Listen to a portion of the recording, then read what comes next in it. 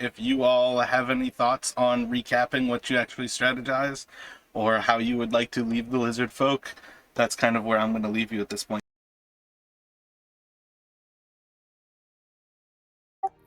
We talked about quite a bit, Vicious. Basically like strategizing, trying to basically like control the combat, like stun people and eliminate some of the weaker folks. When we got into the fight last week, we fought Landerosa, which for the record, Landerosa had a mall-shaped scar like in her face from where you smashed it in. We were like basically reiterating that she has like that crazy lightning breath that shoots in a straight line, to be careful of that. We don't know anything about Dralmorrer. Dralmorrer never actually attacked or anything.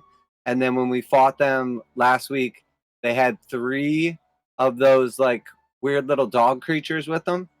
And from what we saw or what we understand, they have like an AoE electricity effect. So in order to avoid, which is potentially only usable once a day, in order to avoid that, we're going to try to like stay away from each other so we're not like all in one spot getting hit by that. But the idea was basically to try to like focus all of our attacks on as few creatures as possible and try to swing like the action economy in our favor. But as far as like your actual main strategy, I would say like just a reminder, you should probably rage. Okay, and you just point out which person or creature I'm supposed to attack. Yeah, just kill everything. And then like, you know, if you kill some of our guys too, that's fine. Oh, okay. Did you all ever actually come to a final conclusion of how you wanted to target prioritize?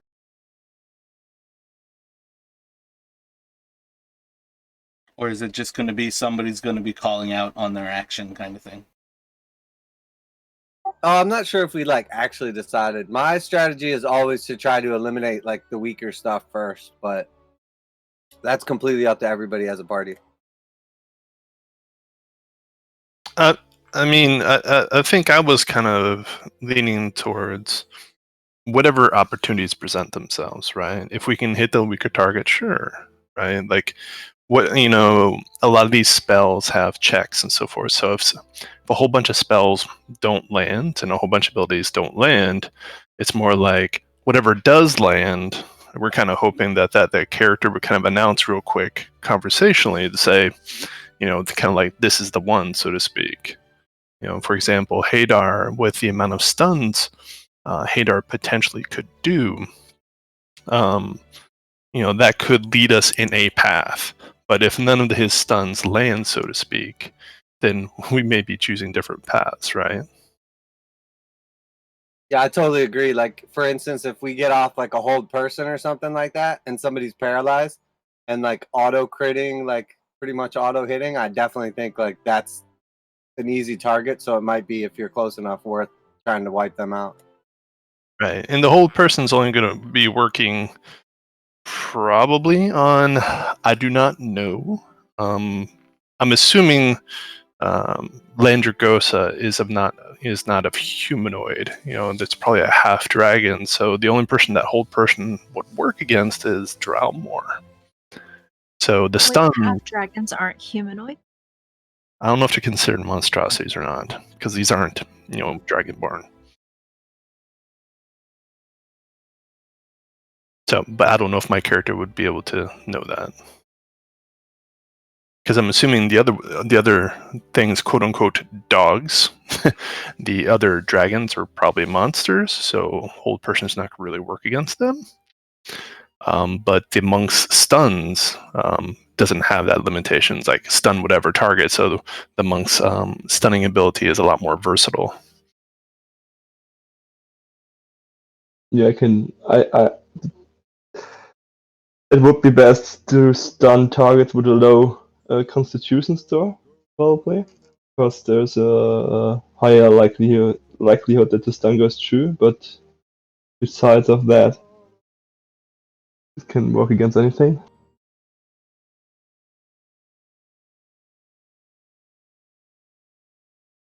Yeah, I think like the most important thing is for us to basically like just stay flexible in combat. and to try to stay like kind of away from each other, so we're not all grouped up to get hit by the AoE stuff. Because if we can win with action economy, I think we can win the overall fight.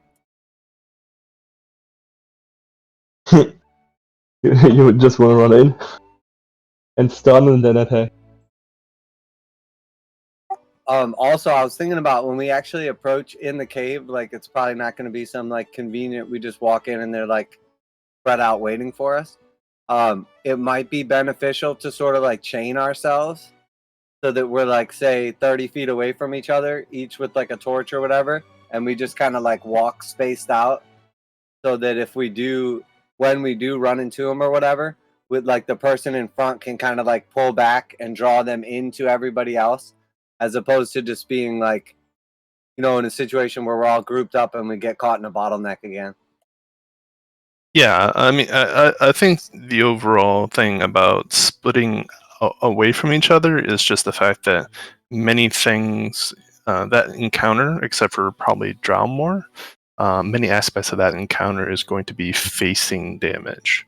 So if more than one of us are in the face of these creatures, we're trying to reduce that. So that could be breath weapons, conal weapons, single line attacks, and so on and so forth. So if we can kind of split up in cardinal directions or some sort of X or cross or something to kind of free up so they can't overlap as much. So any movement you can take to reduce that, kind of reposition, think about if something goes down, maybe you can reposition to make sure you keep on staying away from being double down choke pointed, so to speak. Hell yeah, man. I'm excited. Hopefully Okay, so I'm supposed to kill everything. Yeah, kill everything, ask questions later, and maybe don't drool on them, because I think your electric static drool might make them heal. I don't know, because they're like electricity based, I believe. Kill everything, turn on rage, don't drool on them. I got it.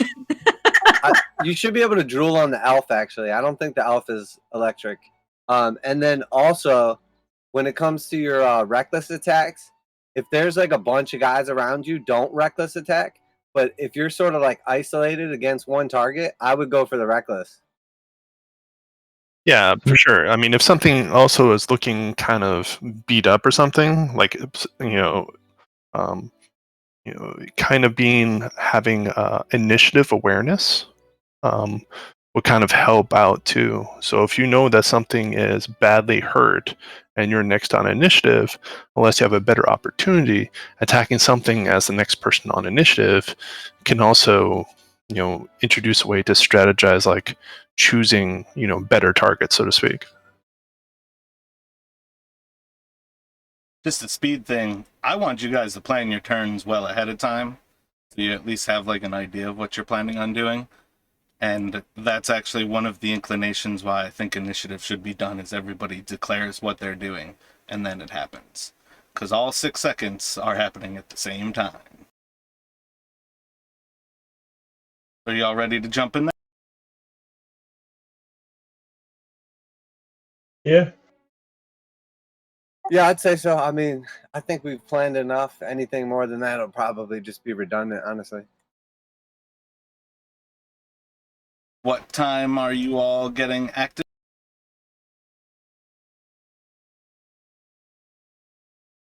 I think probably in between first and second breakfast.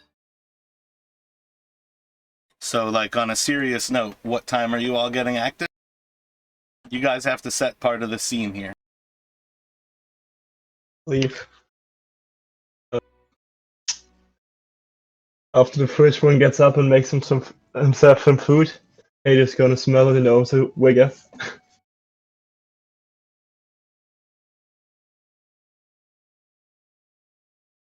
I mean, the time of day is critical here. So, I mean, I'm assuming we're not going to dawdle, right? So, as soon as whatever camp gets put away and so forth, are we heading back in?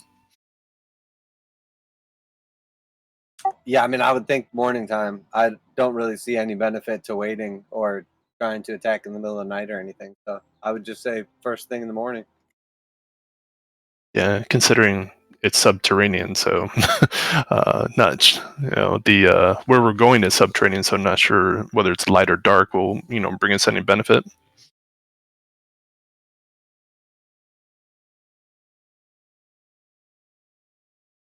All right, so everyone's quick to action. Can assume that you're heading back towards the castle, around, still inside of like the dewy parts of the sun rising upon this area, and you head through the castle. Still seems to be held by the lizard folk. Everything seems to be pretty clear as you head back in, going straight to the dungeon.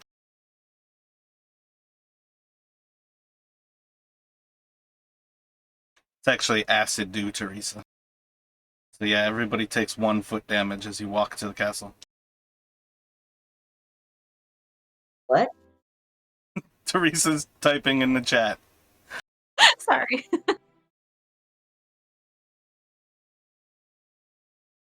Heading straight to the dungeon through the castle.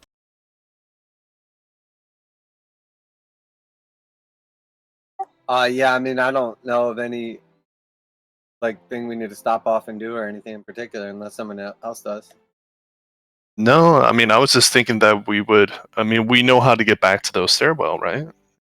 Those stairs, I should say. I'm asking these questions because, again, I create the setting, and everything that's happening underneath is time sensitive. So your choices here are going to determine what setting you're walking into. That's why I'm asking these questions. I'm not trying to trick you. I'm trying to find out what monsters and where you all are going to encounter. So, I mean, of course, I also want to hurry, but I think based on how many random things happened to us, opening doors and things like that yesterday, Sarad would be pretty um, paranoid as she goes through the castle.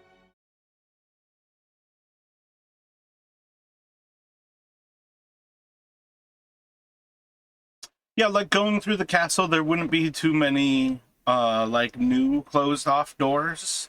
There would certainly be areas that you've not actually explored yet. But in general, you walk through that same barbican. It's still kind of sealed off, or like opened off rather. There's lizard folk inside of there. You can probably pretty successfully hear that there's lizard folk up above you. Walking across the moat along that causeway, you see pretty similar situation. You can probably be a little bit more cautious as you approach the area where the arrow slits are basically defensive against people walking across the causeway. But you don't encounter any hostility there. Coming into the main open area of the castle, there's some lizard folk activity where they've got some of their large giant lizards out, and they seem to be training them as mounts. Some of them are less cooperative as they like throw a saddle on top of it kind of thing.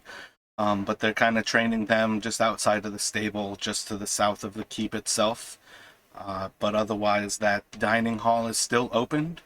That leads you into that northwestern turret, and you're able to go through there. Again, it's like still swamped, moist. It has a like moldy smell in that entire turret, and you're presented with those same stairs. They go up and they go down. You all have explored down, and you know that's where the dungeon is.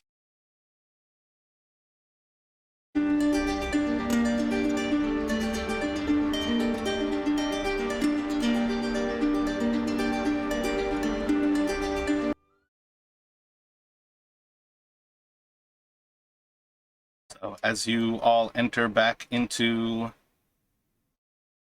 delete Arlau. As you all enter back into the dungeon area, I believe you all should see it now. You are in that same large room. The footprints are much much more dispersed at this point. The action from yesterday really clouded up a lot of it. It's still pretty consistent that it seems like only webbed feet head to the east. There's still that large pool ahead of you that you haven't crossed it last time. It's rather shallow, just kind of swamped in water. You see the cave that Landerosa came out of, having ambushed you all last time. And off to the northwest is the same room where the crane was, leading off into the fogged portion of this underground area. So I guess for purposes for Vicious, to remind, to let her know that the water is really shallow, so don't worry about it. Last time, did they come out of that tunnel on the right? Yep, that's where Landerosa came from.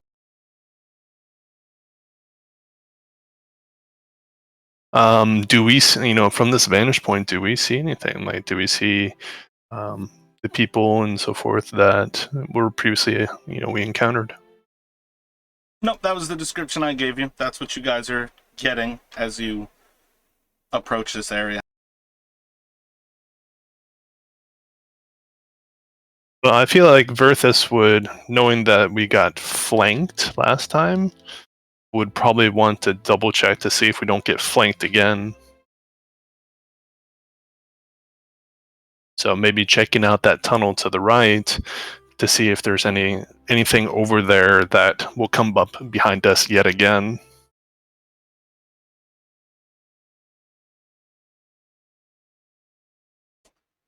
So this...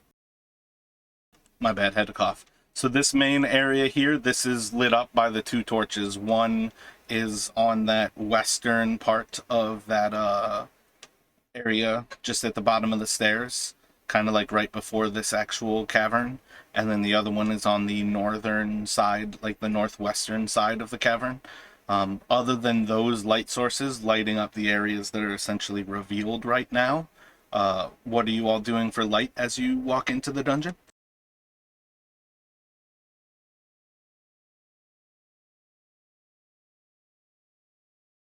Well, last time I think we had Arlisle was doing the light cantrip, so we don't have that available to us. Is somebody torching it up right now?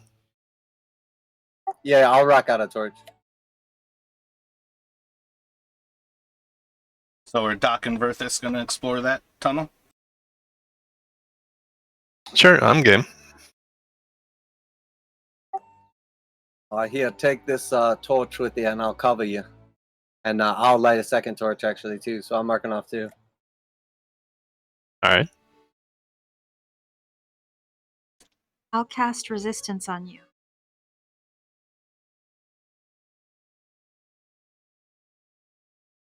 So I think so resistance is a minute of a D4 to any saving throw. That's right. So as you approach Doc walking across the western side of the pool, that's shallow, barely coming up to like the base of your shoes. It's kind of more like walking in a deeper mud than it is walking in water. Verthus kind of walks in up to kind of his calf, as the deepest part of the water is near that actual exit, and it's about a foot deep. As you walk into the tunnel itself, it gets pretty narrow, but it's narrow enough that you can basically walk single file through that area. But as you look in through the tunnel, you see a larger area, kind of cavern, open up about 20 or 30 feet into it. There seems to be some like pockets of dry land, but it otherwise seems to be a large pool, water pooling to the north. There's different pools inside of the pockets of what seems to be land in there. But your first sight from inside of it, you don't see any signs of any activity in here. There were some footprints in the actual mud if you wanted to go into the cavern to explore it.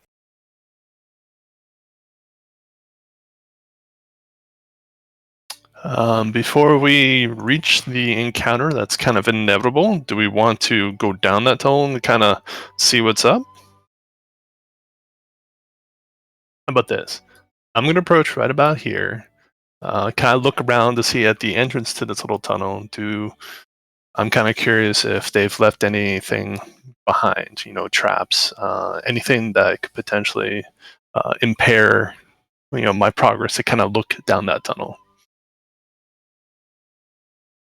All right, definitely already described it as if you approached the tunnel, but you can do an investigation check.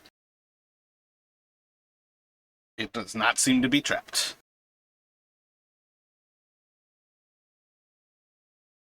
Fair enough. Sure.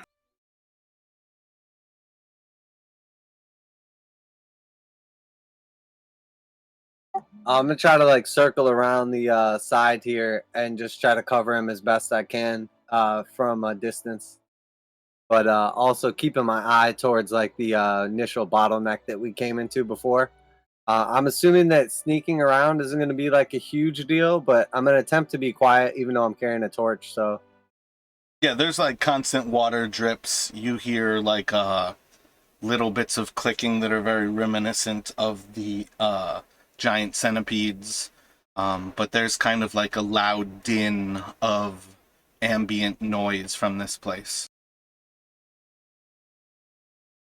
All right, and so since Doc is in position, I'm going to kind of take a peek. I'll say I want to go this far.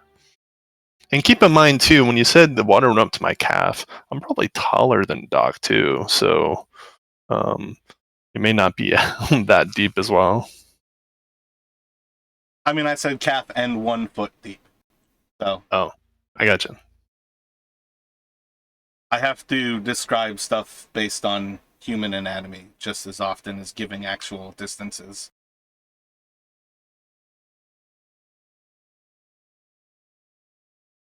So the actual cavern seems to be about half water to the north. I can't reveal end talk. About half water to the north.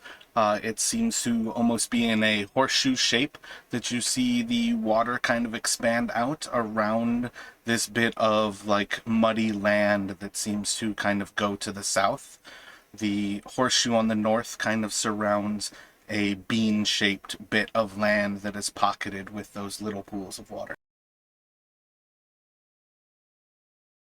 Okay, so I mean, I'm not seeing anybody, right? There's no movement. I'm not, seeing. If I say I moved right about here, and I look down, these little pools of water. There's no like reinforcements or anybody coming from this direction. You can do a perception check if you'd like. Sure. Nope, seems to be an empty cavern in this area. Okay. That being said, then I think I feel satisfied with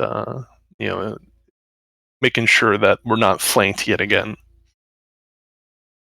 Doc will look over at Verthus as he comes out of the cave, and then he'll put 2 fingers up to his eyes and then point forward. And he's gonna go like around the corner and try to see if he can see anything up ahead. Sure. As soon as you kind of give me that hand signal, then I'm gonna probably, have a similar idea. Probably here. Right, so I'm going to go back to Hadar and say, Hadar, we have to go in there. I mean, you see Hader yawning like so early in the morning. He takes a bite of his rations again. God, you're a terrible monk. I feel sorry for your master. It's like he can't wake up early and meditate. He can't stop eating. He's eating us out of our monastery. That's why he's out in the world. But yeah, my question is what are you all doing as they start to approach that northern corridor? I see Sarad placed herself. Are you two standing back there? Yeah, I'm gonna sprint behind them and try to stay in front of Wishes so she doesn't shout at me again. Are you sure you don't want to roll through the mud? Get all predatored up? Like super taunt mode. Yeah, sure, I'm gonna do that. And I'm gonna put some mud in my face and draw some lines. Hadar has no heat signature in flare goggles. Gerard says, I've got to get prestidigitation.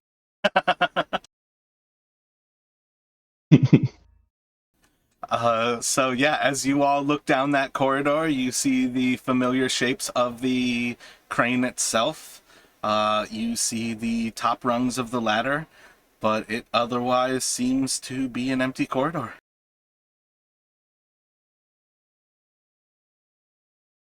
This sounds awfully too quiet so far.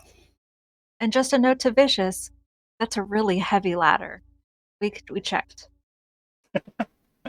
This also would be where you see all of the footprints of their fight from the day before, Vicious.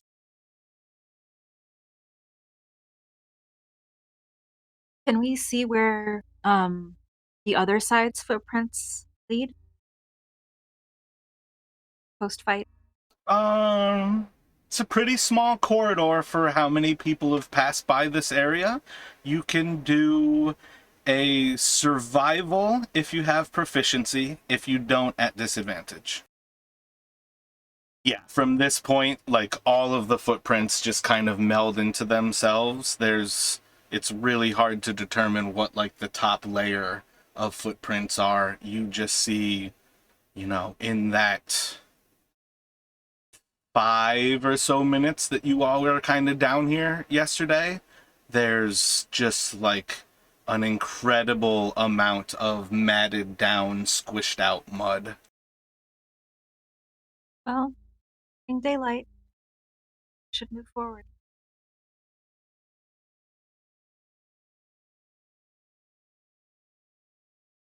I mean, sure. I'll give a hand sign to Doc that I'm moving forward. All right, I'll ready my bow in case we see any enemies. Oh, Doc, you really need Goderic back now. You finally have somebody who'll do hand signs with you. I know, right? I'm also gonna roll to the front now.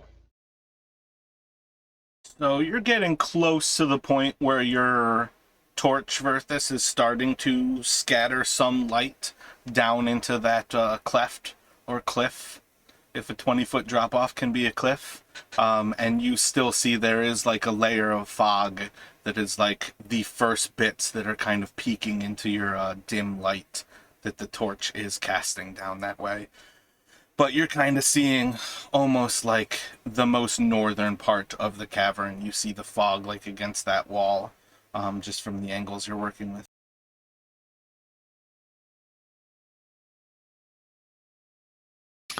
Yeah, I mean, I'm thinking that if they're waiting for us down there, I mean, we need to secure that ladder. If whether they're going to, ingress or egress up and down that ladder. So I'm going to probably, based upon that, I'm going to go behind the crane to try to give myself a little bit of cover and see what I can see going down. So I'm going to try to attempt to kind of get around there to see if the crane gives me a little bit of cover so I can kind of scout forward. So you're like running up to that point? Mm-hmm. As you kind of run to clear that ground, does everybody... This is like somewhat initiative without putting you all in initiative. This kind of should be like one round at a time, is why I say running. Does everybody want to move up, or are you all like letting him move forward right now? I'm gonna move up, but not. I'm gonna step right here. So as you run past the ladder, kind of looking off to the west there, covering past the crane, what you do see down past that just seems to be open and fog.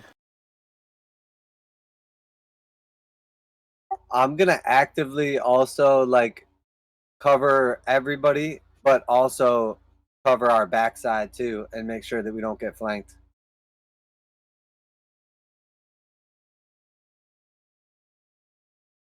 Yeah, so that's like kind of like effectively using your free action to constantly look behind you, spending like part of each turn looking in each direction. Yeah. Since it's pretty well lit behind me too, like I'm just gonna pay close attention that like the lighting doesn't change, and then obviously that I don't see any actual enemies. Okay, then I'm going to approach the ladder then. Do I see anything moving down below? You can do a perception check. With a pretty good vision of the initial part of this, there's enough space that the group can get down that ladder if you were all to choose that. Beyond that initial part, you see some of the cavern ahead inside of the gloom, and it doesn't appear to have any movement in it. It seems to just be this fog that's sitting on that lower level.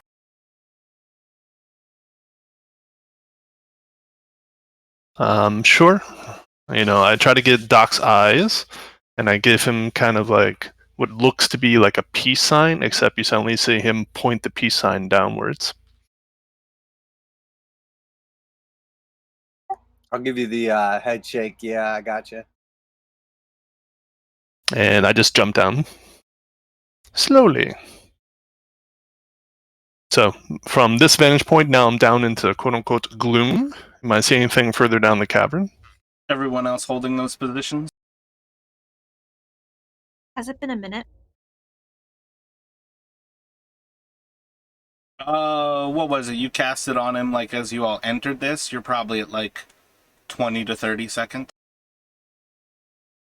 So yeah, as you kind of drop into the haze, a good portion of your lower extremities are covered in the fog.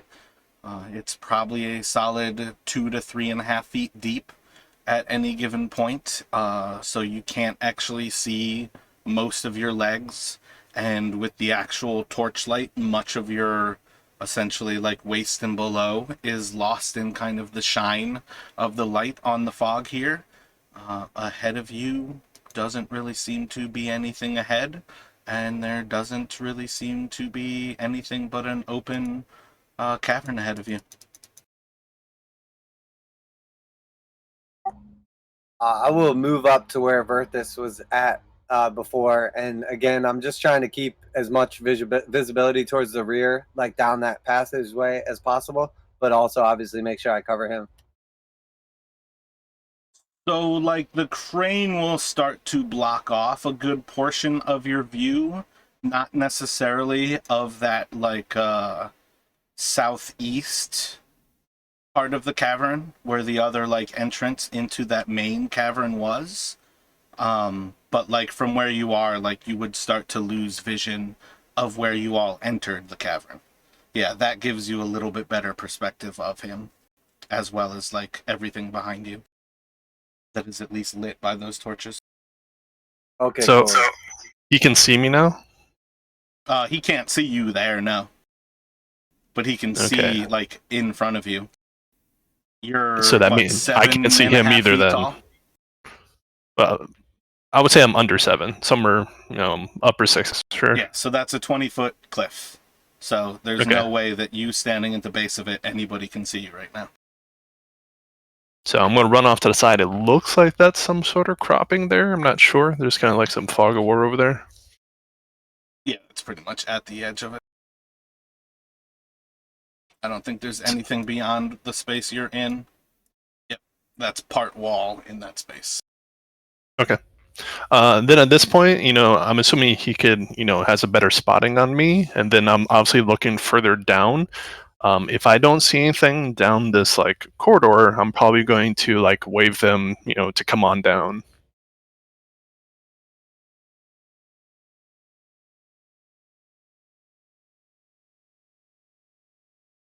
I guess if I can see him, I'll relay that to the rest of the party. Careful, move forward. So do I need another perception check to look down this cavern, or do I see something past the current fog of war? Hold up, because there's no way. I don't think Sarad can make it from where she was right to behind you there. Give me a second here.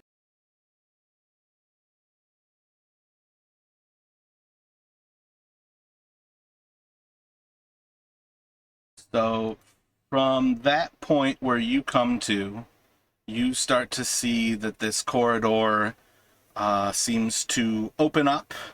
And though you don't see anything off to the west, just like your actual position gives you sign that it seems like the corridor goes southwest as well as southeast.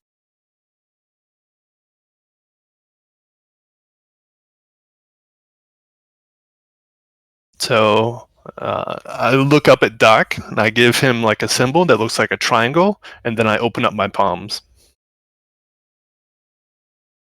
So, like, it's going to take everybody 20 feet of movement to go down that ladder. Like, those two spaces are effectively, like, difficult terrain to take that. So I think even, like, at running from where you're at, Sarad, that's, like, 15, 25, 35. It's, like, 35 to the bottom of the ladder. So 40, 50, 60, you could kind of... You could get, like, vaguely to that space, kind of, like at a full run.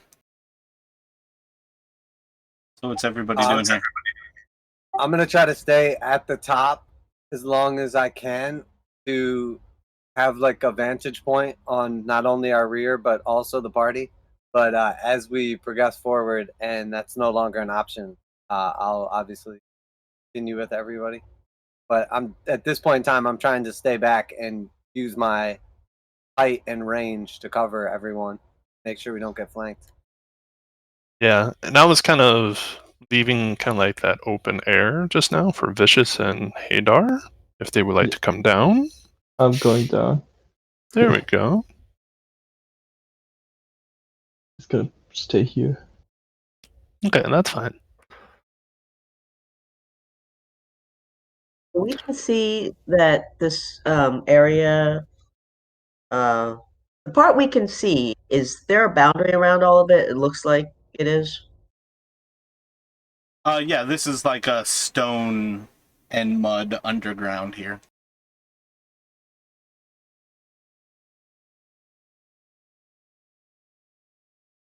So I'll probably kind of try to get maybe Vicious's attention and kind of point kind of like to the wall across from me. Okay, so now I'm gonna look at the wall and just stare at it. Excellent. I mean, Verthus is like, first he's like getting really persistent, like, pointing at the wall. Then it suddenly dawns on him, like, oh, got it. And he moves to the opposite wall. So as you cross to the opposite wall, as some of the light scatters, you see that you've basically come to a corridor where there is a southern way, a western way, and a northern way. It's just all slightly tilted to the west. So it's like a northwest, southwest, southeast, and then your direction is kind of like a northeast. So I basically, point forward, and then I point in 3 different directions. All right, So- I'm still staring at the wall. I'm going to try to interact with Doc and wave him down. And I'm gonna hold the ladder for him. Nice. At that point, oh, it looks like Srad's moving up.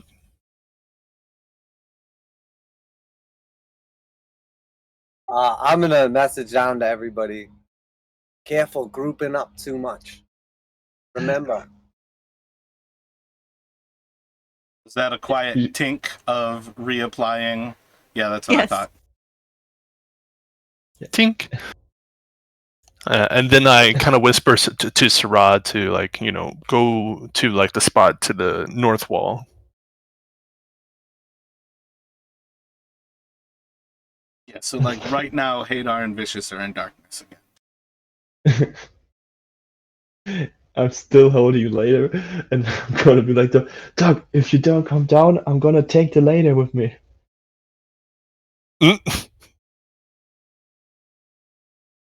I know you don't understand, hey dog. It's called strategy. I'm covering Alria and you guys as well. Keep moving forward. Then you take the ladder with you.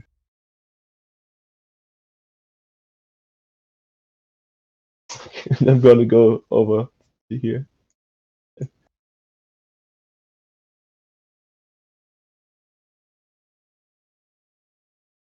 So when I look straight forward, assuming Verthus has enough light to like see, is that a dead end like directly in front? And then there's a south, a west, and like a northwest, or a south, a southwest, and a northwest. Yeah, so his light no longer lights that up, so you wouldn't actually be able to see the southeast. 1, 2, 3, 4, 5, 6. But yeah, you can kind of see roughly what is currently revealed there. But he can see inside of the dim light that there's actually corridors in all three of those directions. Remind me again, what's the like light on a torch distance? 30 and 30? Is that radius or diameter? Radius. I believe it's 30 foot. I could Okay. actually be wrong. I think it might actually be 15, 15. I think it's 20 and 40.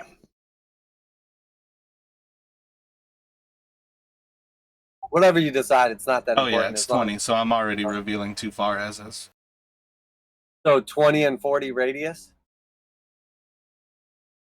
Yeah, basically it's within 20 feet well lit. At 20 feet to 40 feet away, it's considered quote unquote dimly lit.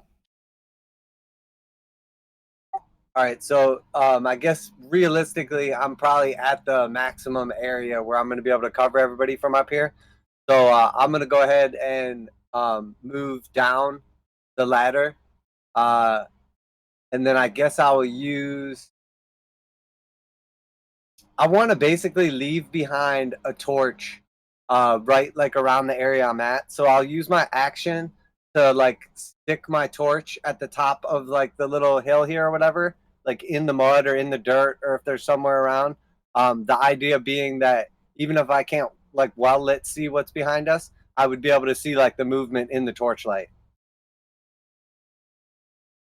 Yeah, so there's the torch in the cavern that's to the east of you, but there's mud there, there's the crane, there's rocks there. If you take the time, you could easily place your torch somewhere, and you guys have a torch icon, so you can drop it where you would like to drop it up there.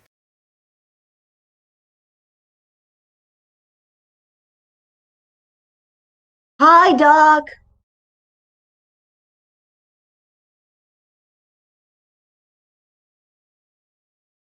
I don't want to light the crane on fire, but I'm just going to put it like right there. And I think that's about as far as I could get. Roll a dexterity check for me.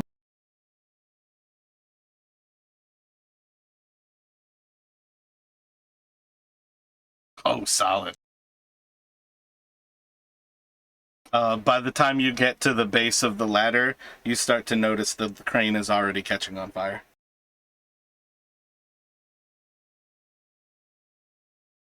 I'll just sort of like put my hand up to my eyes, like blocking my peripherals, and just like pretend like I didn't notice. Casually walk away like it wasn't me. So we're essentially moving in. I mean, this is kind of like initiative movement, yeah? It's turn by turn, basically, because you guys are exploring a hostile area. I don't think you guys Sure. are... And also because when you and Doc started to move, Hadar and Vicious did nothing for like a minute of you guys exploring. So if All they're right, gonna then- stand behind, that's like how shit's going to start with them like 60 feet. So I'm forcing them to actually participate in noticing when you do something. That's their time to act on it. That's fine. I mean, at this point, we need to move forward and see things. So I'm pretty much going to hand signal back that I'm going to kind of like breach a corner and see what happens. Yeah, I'm gonna go ahead and light another torch, and then I will catch up with Verthus. So at this point, I'm going to realize that nothing's coming out of the wall, even though the guy pointed at the wall. You have inspiration right now, Vicious?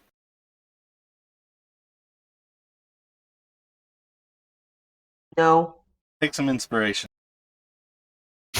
Because again, I was looking to give a intelligence buff to characters to make intelligence more useful, and I noticed that this group has some terrible intelligence scores, and I really appreciate you playing that low intelligence.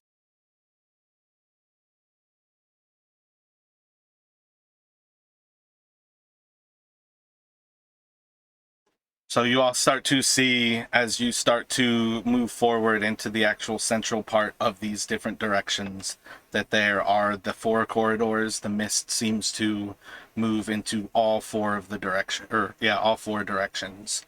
This entire lower level seems to be foggy like this.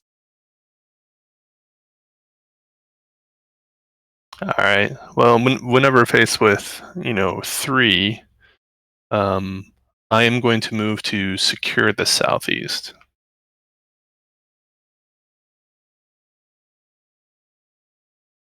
Hugging that wall right there and looking towards the southeast.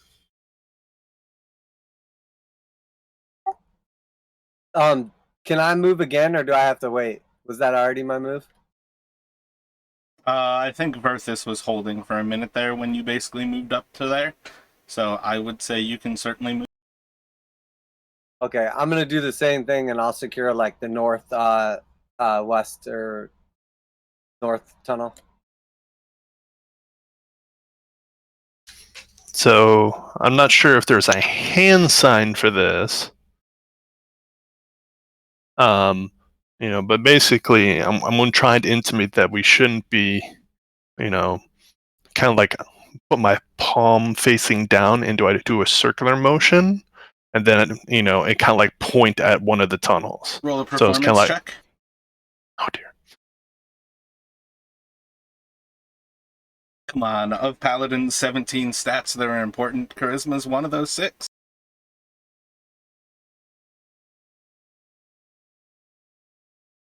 Done. So your idea was to show that you guys should pick a direction? Well, yeah, that we should all, like not, split the party. Yeah, that's what I mean. Like, pick a single direction. Yeah, pretty much. So yeah, I think as far as things go, everybody's got a solid enough. Yeah, I think everybody should be able to notice that pretty simply.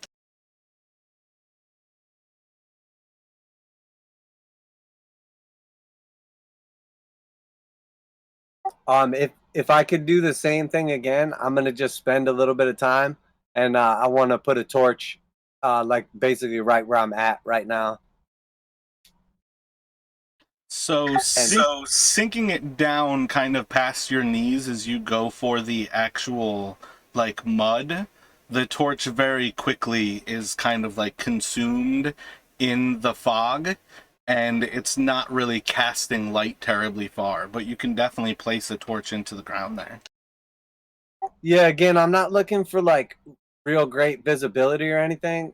My main primary thing is to just try to use it as sort of like a signal of movement. I'd prefer, if it's possible, to try to keep them elevated, as I feel like that will be more useful. But if there's no difference, then whatever you say is fine. Make a perception check.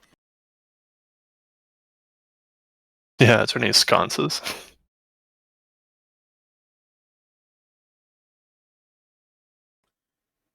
As you're looking around for a spot to place the torch into the wall, you do notice in that westerly direction, some of the fog is glowing blue. When you say west, are we talking about the southwest or the northwest? Northwest, the direction that you were holding. and I notice it's glowing blue, would I recognize that glow as like the blessing of Tiamat or something like that? You can roll an intelligence check. If that's not a clue, it's a check. Okay, hang on, I'm just inventorying.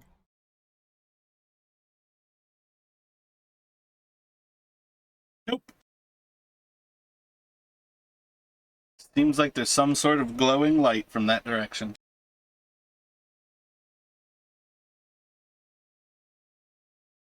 I mean, Doc would know that, you know, I have some dragon knowledge. So it doesn't seem like maybe a big leap that maybe Doc, you would flag me over if, you know, something, you know, didn't make sense to you.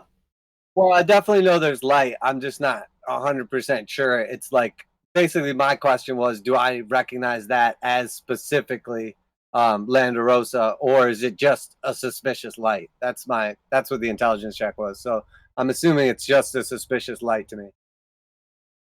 Yeah, if you've got to ask, we've got to go with the actual check, and rolling that low, it just seems suspicious to you. Yeah, 100%.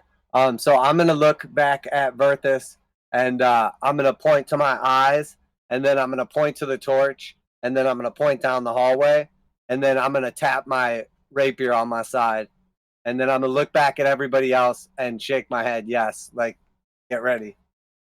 All right, wait. There are like 17 different hand signals there. Roll a performance check. Just one for all of them, or do you want like Just one. layered? Okay. For seeing how good you did that sequence. Yeah, that was a terrible sequence. It looked like you were like itching your crotch. You started to like rub mud off of your eye. I'd like to think I was doing the Macarena. Definitely looked like you put one hand in and another hand out. Sarad, you would see him kind of looking about, and he kind of pauses for a moment before actually spotting where to place the torch, and he does still place a torch in that part of the wall. My point is that he rolled high enough that he spotted beyond just what he was looking to do.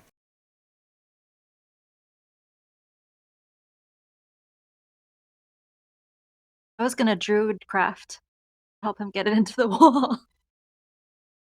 Because that's probably what I would have assumed he was signaling, like, I can't get this in the wall. My eyes, something.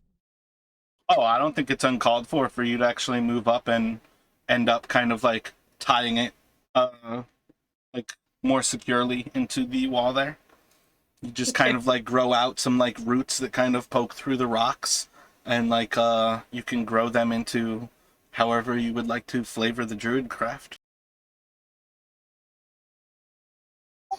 When Sarag gets up close enough, I'll point to my eyes again, point down the hallway, and I'll whisper, "Hostiles."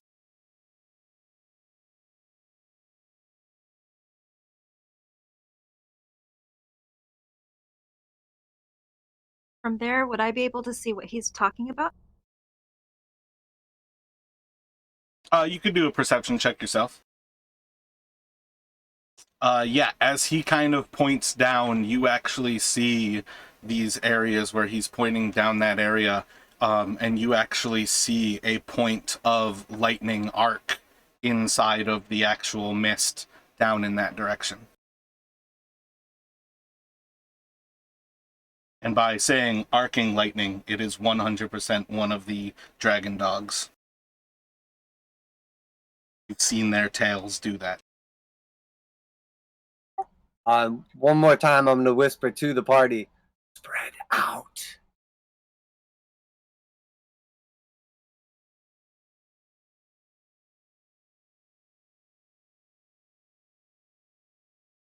So I'll just whisper to other player or character that there's lightning down that hallway.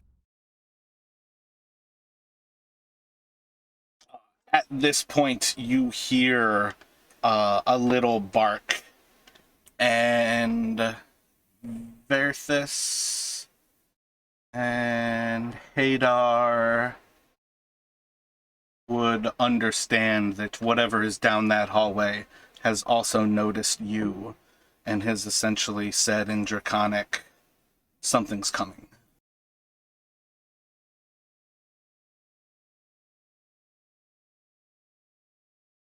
I mean, I would let everybody know it's like we got incoming, basically.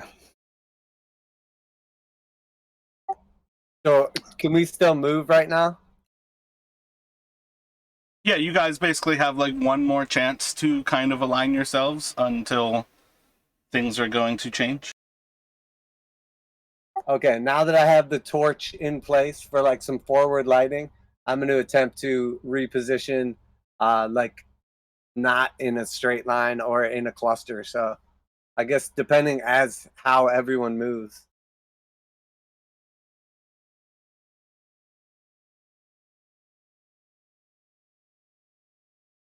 Yeah, I mean, again, I would say you all should move to where you think you would go, not necessarily just reacting to each other. I mean, I would probably point at you, Doc, and and point over my shoulder, and then I would move forward. You can My certainly main cast goal glass is at that point. my main goal is to try to be like central so that I can see in every direction. So I'm just going to kind of move back a little bit here.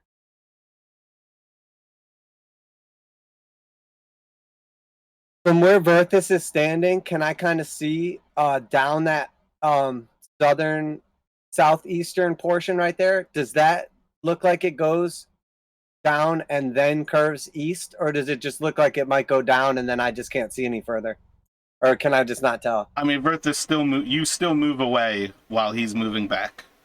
So Fair enough. as he moves away, you lose sight down into those directions. But from what you can gather in those directions, they each go.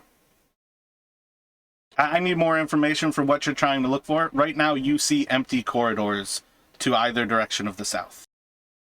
Okay, I got you. I'm just trying to have as good of a line of view as far as possible in every direction. So I was just thinking if it was better to be like there or here. But I figure this is probably the best central location where I can see Vicious in all is directions. most certainly in the best position to look down all of the corridors.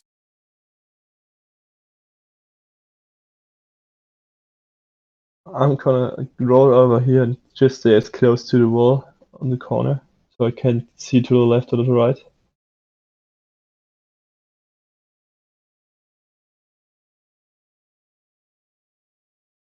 You see, like, kind of that difference in the view position?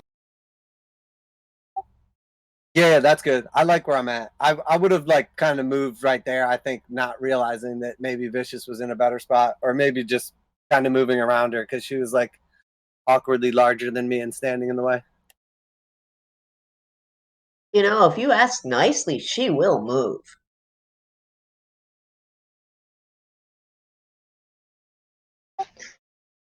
No, If you're you- fine. At this point in time, I'm basically just trying to get away with people not noticing I accidentally lit the crane on fire. So it's still kind of in the back of my mind. Matter of fact, if I kind of glance back, how's that crane looking?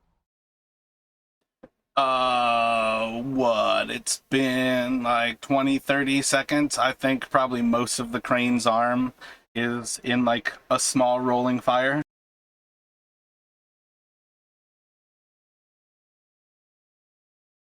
I'll sort of do that, like oopsie, like kind of eye gesture, like whoops.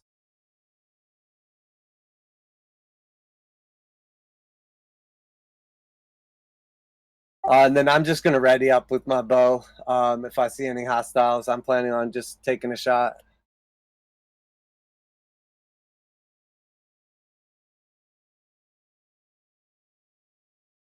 yeah, All right, I'm going to notice that Doc is doing that, so then I'm going to make sure I've got my crossbow out. oh,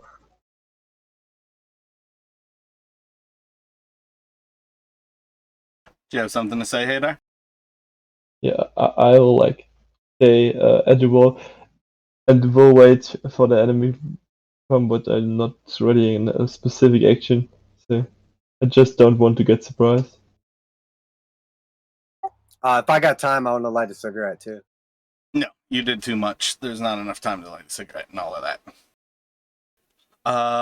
So as they start to move back there, Vicious, you see... Roll an intelligence check for me, actually. You see a figure approaching on that northwestern corridor, and a little bit of a blue glow from the leftern portion of the hood. And you very quickly recognize this to be Lenderosa, standing just beyond Verthus's light along that western corridor. As you hear, I think it would have to be in common. Farblex, is that you? Why would you come here?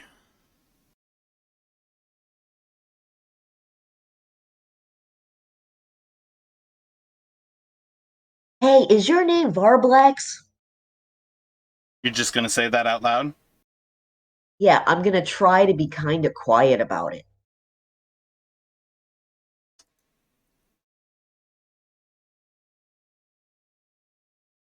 You're gonna be quiet about it? Well, kind of quiet because I'm trying to be helpful. And you're asking out loud, is your name Farblex? Right, because, if it is, then I don't know, he should And who are you understand something. intending to ask? The person who is approaching down that corridor? No, I'm asking Verthus. Gotcha. And I shake my head and point at her and say, "You are." So as a tense silent sits in the air, Let me know when I can move again. this is a moment here. This is the next moment of time. All right, I'm gonna whisper to everyone, spread out. I would roll over there. The measuring tool gives you a straight line as well. I was drawing it for you so you could see it. Like in relation to all three. Yeah, I think I clicked the wrong one. Which one is the measuring tool again? It's like a circle with a line to the northeast. 4 from the top. I prefer no snapping. Oh, yeah, it sort of looks like the power button. Yeah.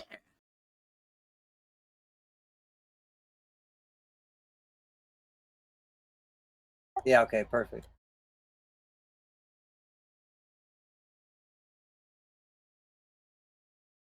Do we know who Farblex is?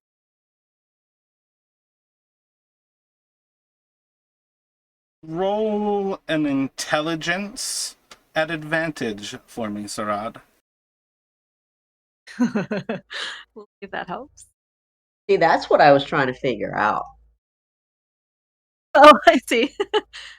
Oh, is that what you rolled for? No. Hers was to recognize. She's the one who smashed in Langderosa's skull. That's why he has they have a lightning reinforced head cavity. You remember there was a single time when Snapjaw referenced the person who killed Suncaller was a bullywug named Farblex. Damn.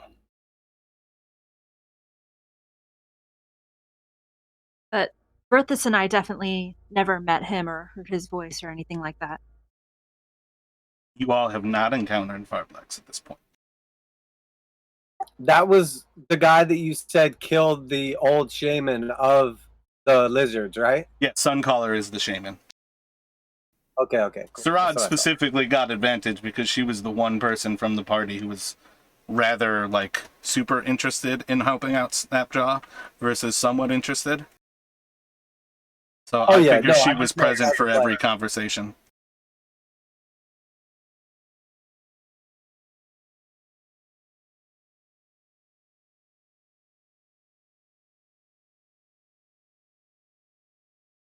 All right, I got to delete that line because I can't not highlight. Oh, yeah, sorry. I don't know how to make them go away or show up. I didn't even know you guys could see that until you said something. Well, before they got that much closer, I probably would have gotten a reaction off on one of them. What were you holding? I don't need to hold that. You gotta let me know. You guys have to be the experts of your characters. If you want to use your Great Weapon Master reaction, you can 100% do it. Okay, Yeah, sure.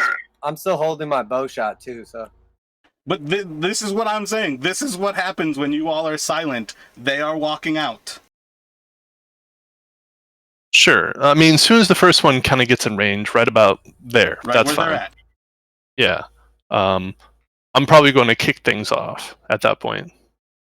Yeah, I mean, Sarah and I were typing. At that point, yeah, I'm going to go ahead and trying kick. to trick you all here. That's what I'm saying. Okay. I just can't always remind you to do things that your character has ability to do. Fair enough. Sarat, if you think that I am your enemy, you have to talk to me and let me know how I cannot be your enemy, because that is not the goal. A 15 is going to miss as you plink off of its scales. Did you add bless to that? Can roll for a bless. Sure. Who's rolling the bless? It's always the character who is blessed. It's part of your attack.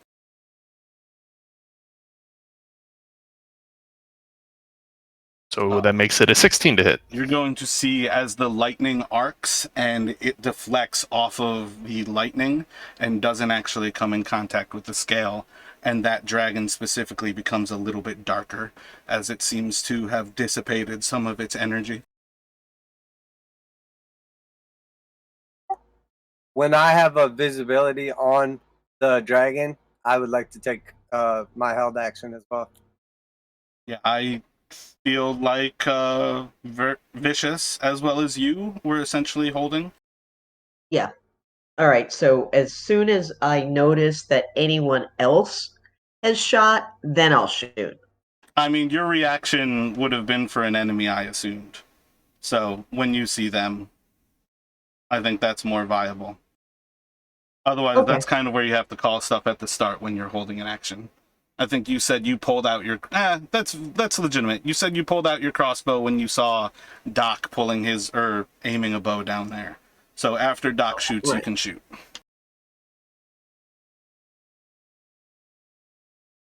I can go ahead. Yeah, always. Here's to not shooting vicious. Swing and a miss. Yeah, 12's going to miss it. Vicious, crossbow.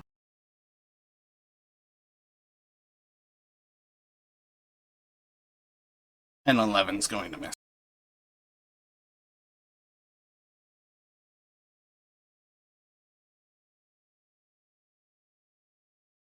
And I need Vicious and Verthus to make a dexterity saving throw. Oh yeah, plus, and then need to do D4 as well. Yeah, Vicious will have, what is it, +3 for your charisma? No, +2. +2. And I then think the D4s. So Verthus has a 13 and Vicious has 15, 17.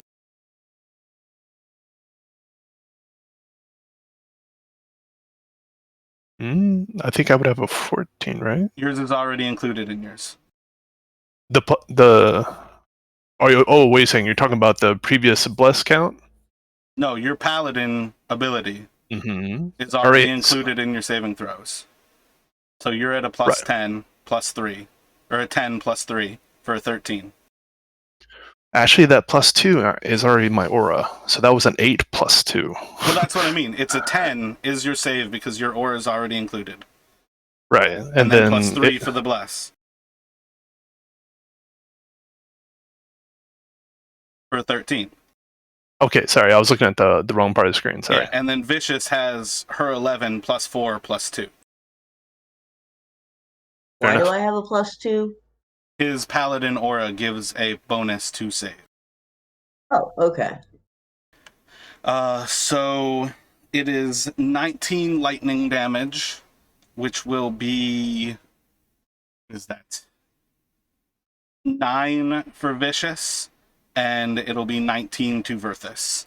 as the northernmost dog darkens as it dissipates this aura of arcing lightning across the field in that area.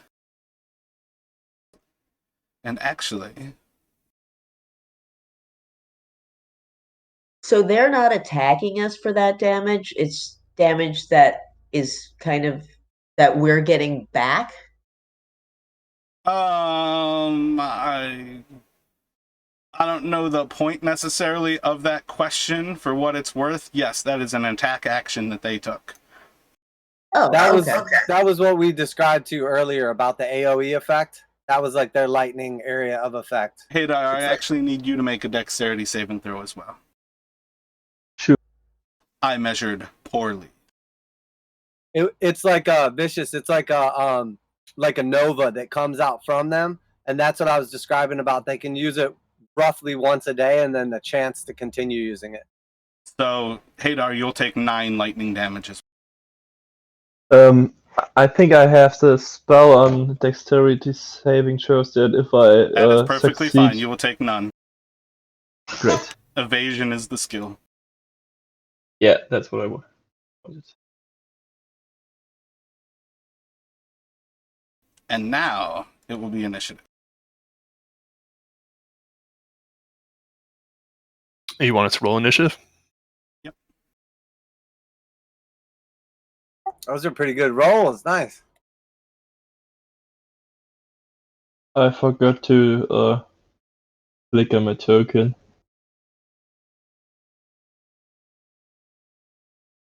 You're back in it. Srad, Haydar, Verthis, what are your dexterities?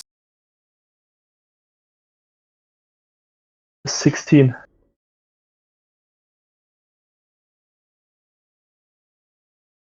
No. Oh, it says it. It tells me your pluses anyways. I don't even need to ask. Yeah. And Doc, your dexterity's +5, +4? Yeah, you'll be going first here, Doc, if you want to start while I'm still dealing with initiatives. It's 3, but I don't know if that makes a difference.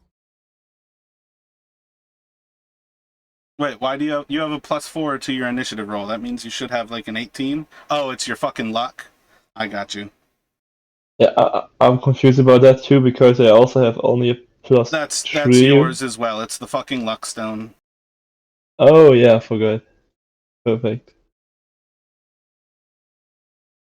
So just to make sure, am I before Vicious or is Vicious before me? Because I see her roll was 22. You rolled.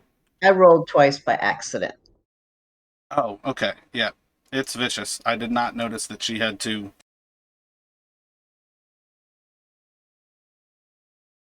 If you have the wrong initiative, you have to let me know because otherwise I'm usually doing stuff like to correct it. So if Doc had not said that, we would have had you drop down in initiative. So it's good to let me know if you roll twice by accident. Oh, I didn't realize that anybody was in there besides Doc. Then I saw a bunch of zeros.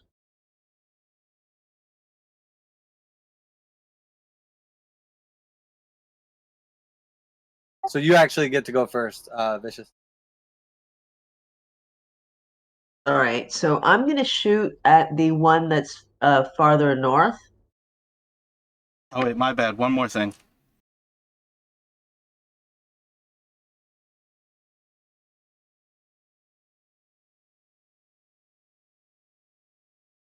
Never mind, it's gonna miss. The creature that expended its lightning is also attacking Berthus on that last turn. Remember the plan, Vicious. Remember the plan. Oh, already forgot. the plan. Crossbow rage and use a good weapon. Ah! Oh man, I had something stuck in my throat. Well, I mean, it's Crossbow's at. trash. You're a barbarian attacking hand-to-hand combat. All right, fine. I just figured I had my crossbow out. You can do what you want, but you are not an archer. All right, I'm gonna turn on rage and go run up and beat up on it.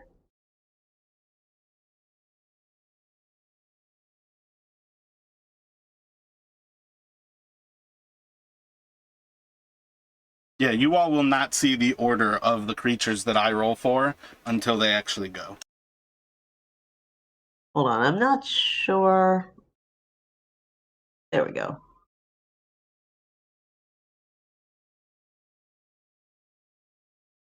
All right, and I'm not going to hit it. See, I would have hit it if I had my crossbow. With a 10?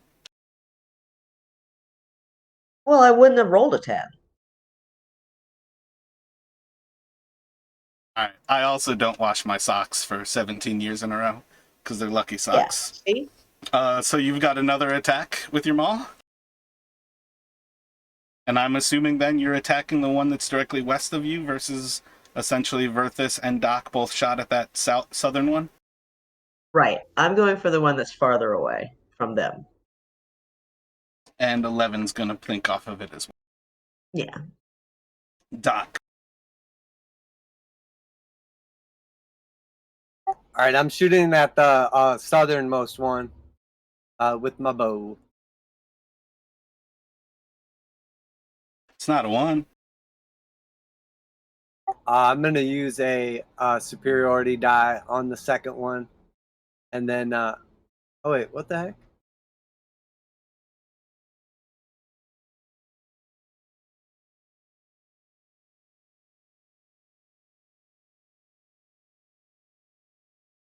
Okay, that was intended to be a sharpshooter, which would actually be a 10. So I'm actually not. I'm gonna treat it as it was meant to be rolled. So if it was a Gotcha. 10. So I'm no not a superiority. hit.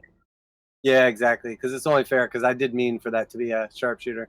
So I'm gonna just take the hit or the miss rather, and then I will just yell out to the party. Remember, focus on as few as possible.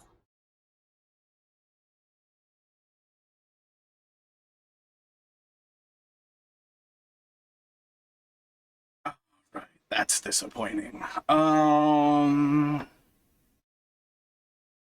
Let's see. You're going to hear from in the mist to the west of you.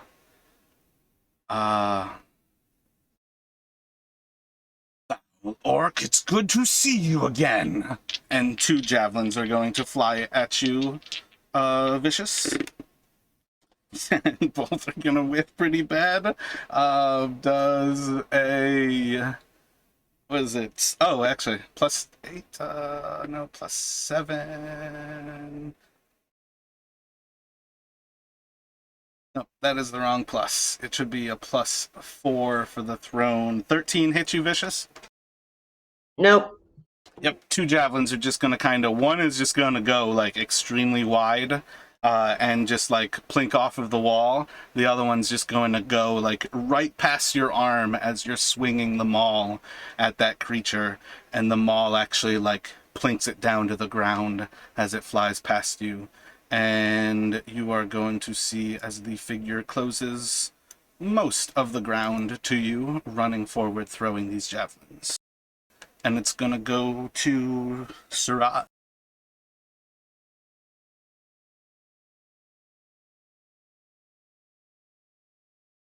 A spiritual weapon right there. You can Zocast Spiritual Weapon right there. I don't think it takes a space.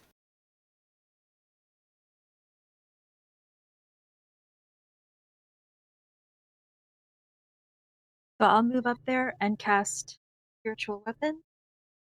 I guess in that space in between the 3 of them. You should have access to the Spiritual Weapon now. It looks like the symbol of Lyra. Nice. Thanks. And then what does your actual Spiritual Weapon look like? It was the whack-a-mole mallet that Vicious suggested. Okay, got you. And who are you trying to hit with it as you cast it? The dog that's engaged with Vicious. Excellent.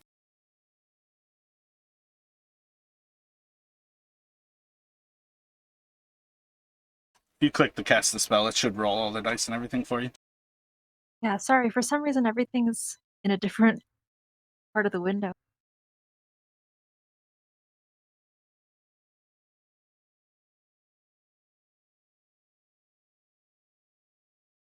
It's going to whiff horribly.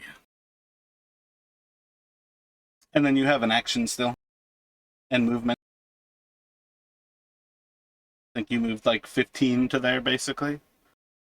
Or 10. 10. 15, I think.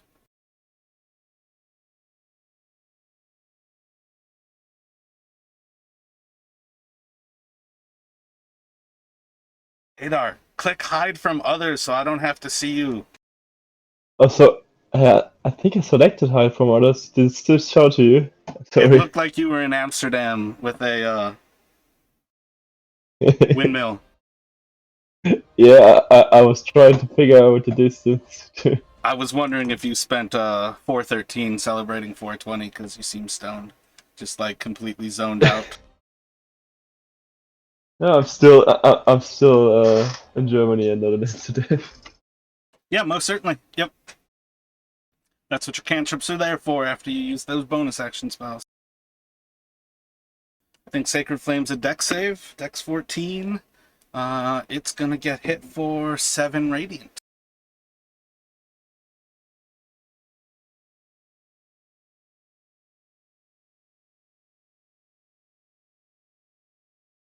And it's gonna go to Hadar. So I'm gonna roll right over here. I'm gonna start by hitting the one that also wishes hit with my quarterstaff.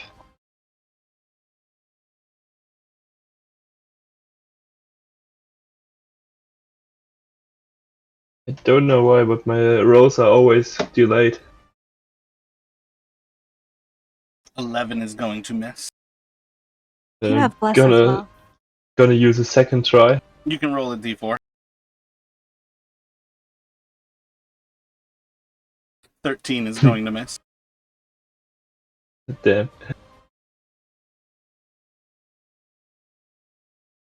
I'm gonna use another swing with my quarterstaff.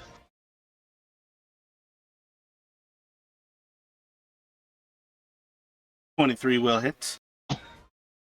I'm gonna use 1 key point for a stunning strike. I believe you will see as the muscles of that creature tense, and it seems to freeze in the act of dodging Vicious's attacks.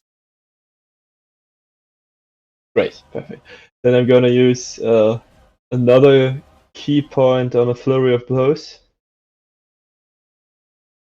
And I'm gonna try to hit the one which is not stunned in front of me.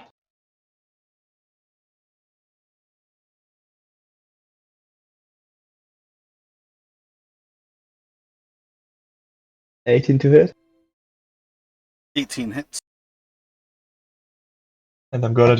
So we say that I can apply the stun strike for one of my melee attacks on the bonus turn. Yeah, I think we.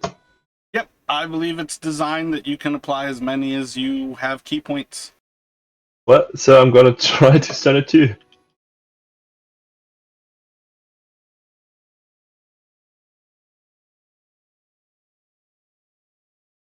Oh, so, the damage is 8. I don't know why it's just for my Oh no, sorry.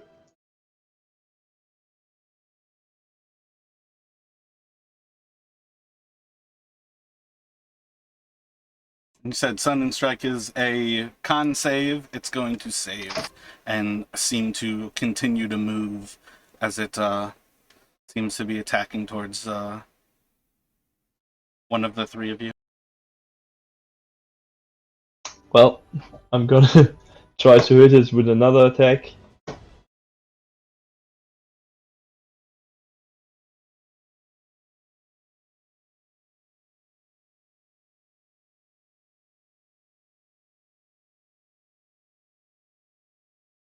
Yeah, my roll is really buggy. Somehow 20 there's will no. hit.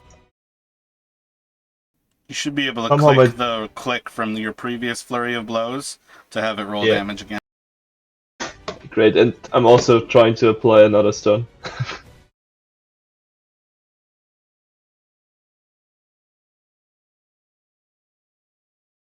I believe your spell DC is 13. It is going to Yes. continue moving normally. And I'm gesturing to everyone like, and pointing to the one in front of bushes. This one. And afterwards, I'm gonna step. No, I'm not. I'm just gonna stay there. And this would be the end of my turn. It will go to Verthus. Yeah, it's a little bit of traffic for me, so I'm probably going to attack the one immediately to the northwest. Wait, so you're just attacking the one immediately to your northwest? Mm-hmm. Yeah. Like, why do you say that in particular? In a similar situation before, when I swung close to somebody, you thought it. I think I remember it kind of like possibly hitting somebody else. So. Oh, if you roll a 1, you can hit any of those other 2 players on your side regardless. The 5 of you are essentially rolling in a melee right now. Okay, sure. Then I'll try to hit the one that he just kind of signaled. Then, however, even with advantage, it's still going to miss though. But you have advantage versus that most northerly one.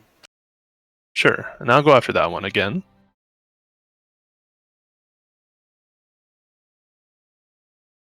Oh yeah, roll a d4.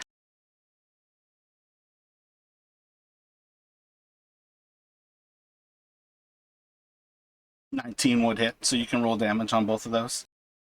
Sure. And then on the first one, let's go ahead and roll damage.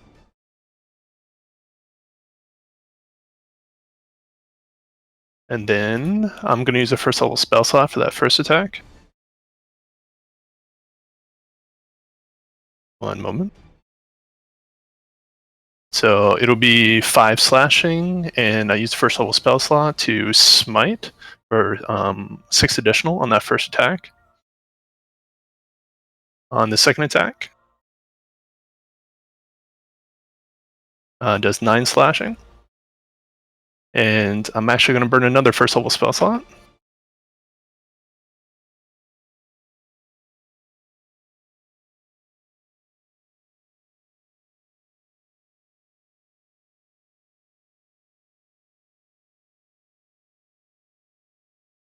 Sorry, I didn't mean to link the ability there, sorry.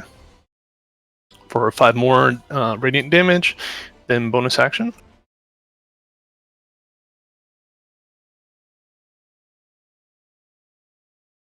Roll a d4.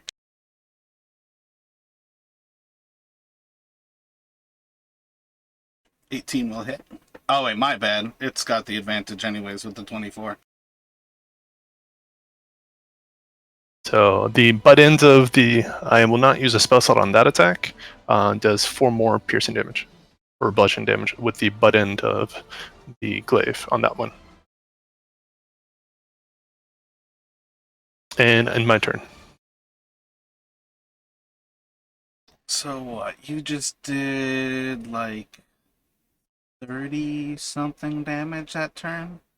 6. That was him. So, see, 5, 11, 20, 25, 29. Word. It seems a little bloodied from that attack there. Definitely seems to be damaged. Perhaps maybe bloodied is a little bit too far on it, but... So I think it's all dragons from here.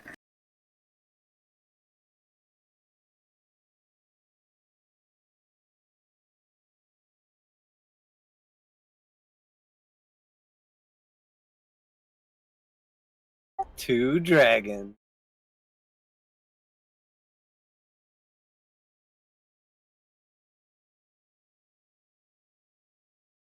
Yeah, I don't know if anybody saw Starsky and Hutch, but that was the reference.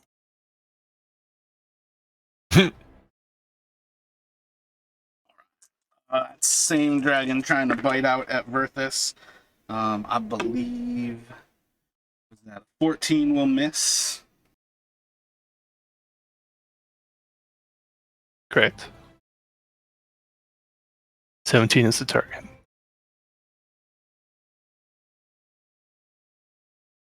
I am always going to call out for you all to respond with your ACs regardless. What? I'm always going to call out what I'm rolling to hit. I can't keep all of your ACs in mind all the time. I have a rough idea with any given attack.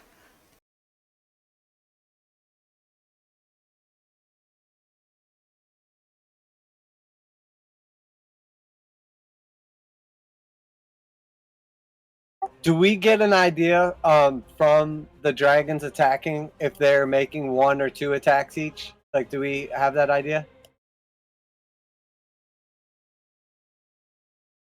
Like that one just bit at Verthus. Yeah, I just wasn't sure last week if we had confirmed whether or not they get to make 1 or 2. So, I mean, I was just curious if we were able to distinguish that or not. Back around to Vicious. Okay. Actually, you know what? Yeah, I fucked up. Back around to Vicious. What? I fucked up. It's back on you, Vicious. Okay, so the little symbol I see on the one that's to the west of me, It's is that stunned. like some okay, Advantage it is against stunned. it. All right. Okay, so I still have rage on, and I will try and beat it up.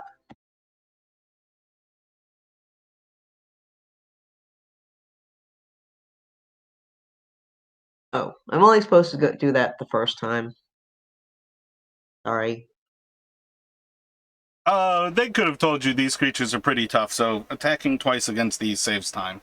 Because they definitely have life to give. Are you going to do your thunder damage? No, because I was told not to. Roll an intelligence check for me. 10 plus, you listen. 9 and under, you're fucking raging.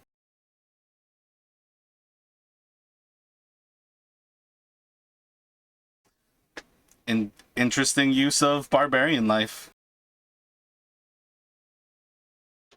So 25 and 24 both will hit for a total of 22 damage there.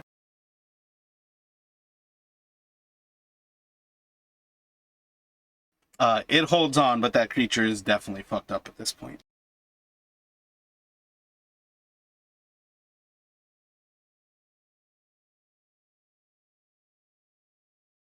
And I believe that's the duck. All right, I'm going to shoot at...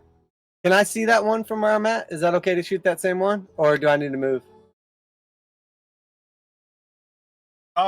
It's probably going to get some cover from the wall that you're shooting along for like 20 feet there, basically.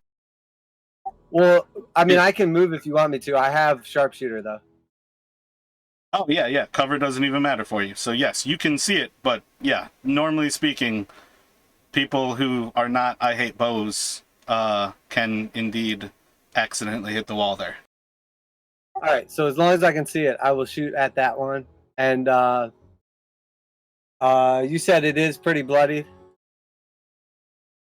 I will. Yeah, I mean, it's fucked up at this point, yes. Okay, I'm going to do just a regular attack intentionally this time.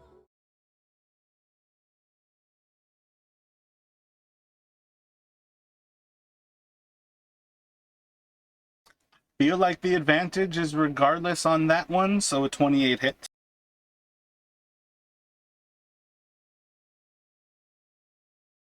I don't know for sure, honestly. I think it's prone where you basically have the negative at range. Okay, and then I'm going to shoot it again. If I have advantage, I'm going to use sharpshooter. So this time I'll sharpshooter it, seeing that it's not moving after I shot it the first time. Roll an intelligence roll for me. I honestly thought that was only in combat, so...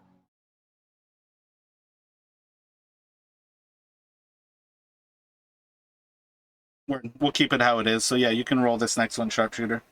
I was thinking think to that's make fair. the previous one sharpshooter still. Yeah, I'm with you. I think that's fair, though. I would have shot the first one and realized it didn't move, so I'd be like, oh, hang on. Well, It I could almost be. asked you that anyways to tell you before you shot, like that you have advantage essentially. That's what's up. All right, so second attack, I'm gonna use sharpshooter on it.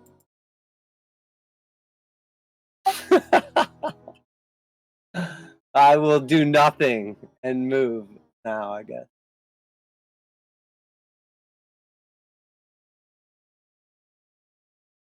And then it's gonna go, because I didn't think of this already, at the end of Doc's turn. I even fucked up and forgot to do it at the end of Vicious's turn. Lenderosa is going to I am still dash. moving there. Hang on. Yeah, it's at the end of your turn. It doesn't really matter. I don't think it'll affect you. Lenderosa is going to dash in a arc of lightning and strike out at Vicious. Is Great Weapon Master worded that it is a attack of opportunity? Or is it just worded when they get into range? Hang on. That was to Verthus. Polar Master is they just, as long as I have a reaction to spell, as long as they get I want to within know the 10 feet of wording me. though, because attacks of opportunities don't mess with this legendary action. No problem. Yeah, it's your reaction when they enter your space. So if it's worded that it's just your reaction, that it's not an attack of opportunity, you can make a polearm attack at Lenderosa as she slashes at Vicious, or as they slash at Vicious. Lenderosa is going to hit you, Vicious, with a 27 to hit for 14 damage, so 7 slashing damage. Right. So I put the verbiage in the chat.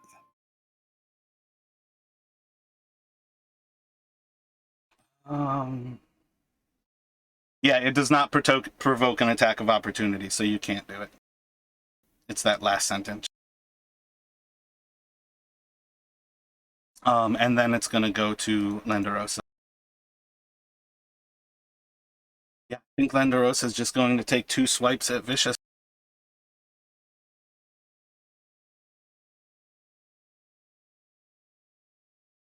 Holy shit. 16, does that hit you?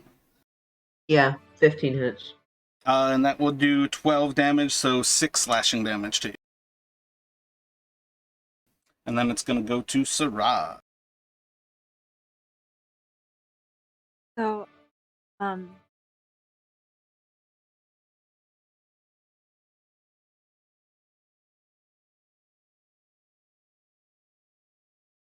gonna cast Healing Word on Vicious.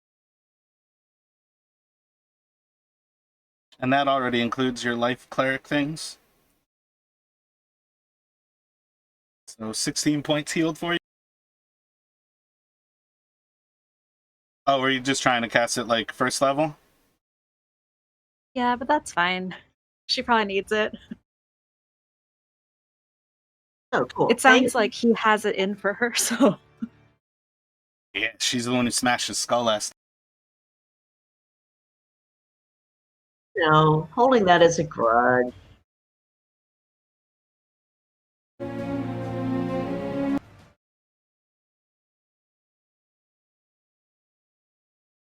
Alright, I do not think you can cast Life Transference. Not after casting Healing Word. You're limited to a cantrip.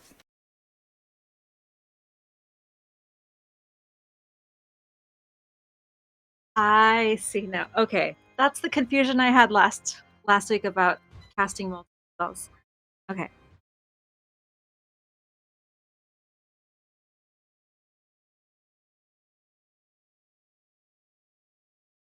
As far as I understand, the simple way to word it is, unless you have 2 actions, you cannot cast 2 spell slots in a turn.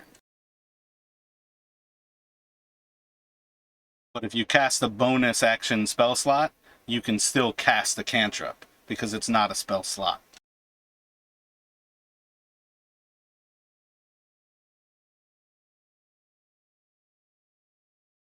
Spiritual weapon attack is a bonus action after you cast it to attack every other turn. Yeah, so with Healing Word, you can't actually use it. Okay. Then I'll just do Sacred Flame again.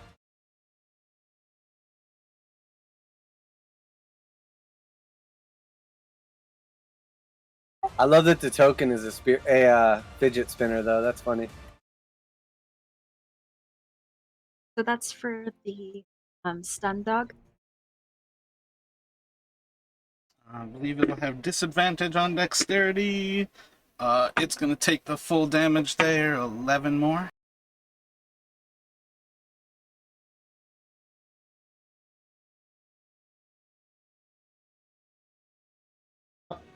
I love his song. It seems extremely bloodied as the light of Lyra flashes down and seems to, like, sear into the scales of the dragon. And it's going to go to Hadar. Well, so which one was the one looking bloodied? The stunned one? The one you stunned, yep. Alright. So what I'm gonna do is...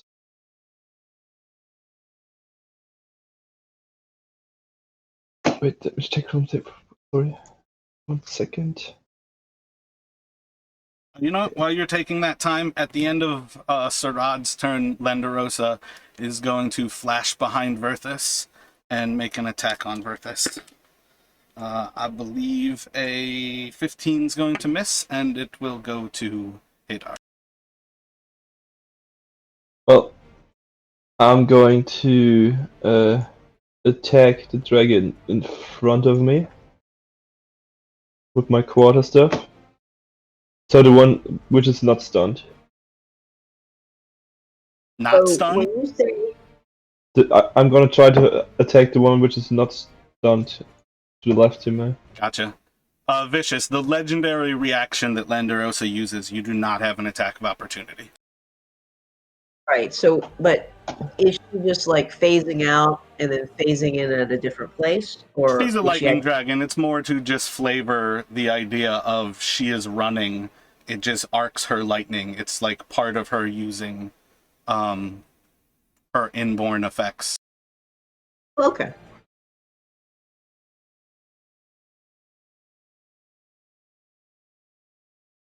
They're all lightning creatures. Every effect from these 5 creatures is some sort of arcing blue-white light.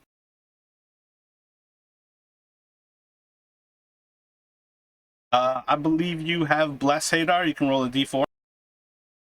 Oh god, whoops. 17 to hit You that? saw nothing.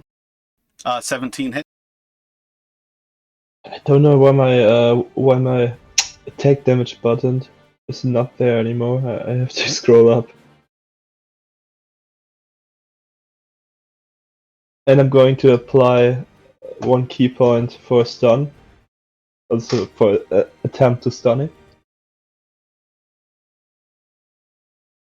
Seems to be moving freely. Well, then I'm gonna do another attack on it. Miss. Bahamut. And I'm gonna use Quite a literally bonus. the other half of Tiamat.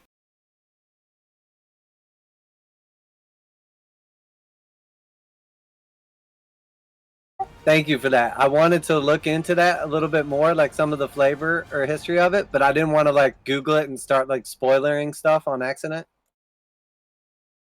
Roll a d4 for your quarterstaff. I am not going to instruct you to do it again. Also, too, if you saw any Tiamat art or any Tiamat references, you will see golden dragons all around him to represent Bahamut. So it wouldn't be a huge lead to be like, oh, I didn't know who it was. It's like you eventually get the name and you associate to it. 19 hits, roll for damage. Yeah, I'm trying something. 1 second, because I only have the flurry of blows before, but I think it's the same, so. And I'm also going to try to apply the stun. it again resists. But it does Yeah. take the damage still.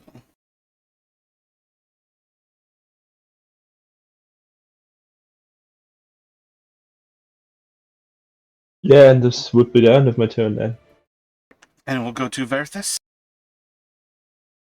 All right, I'm gonna stay on target on the stunned quote It unquote is- dog. None of them are stunned at this point.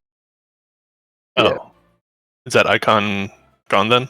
It's the end of Hadar's turn. I Gotcha. just haven't gotten to it. I'm still going to attack it. It's you said it's it's pretty close to death, right? It is indeed. All right.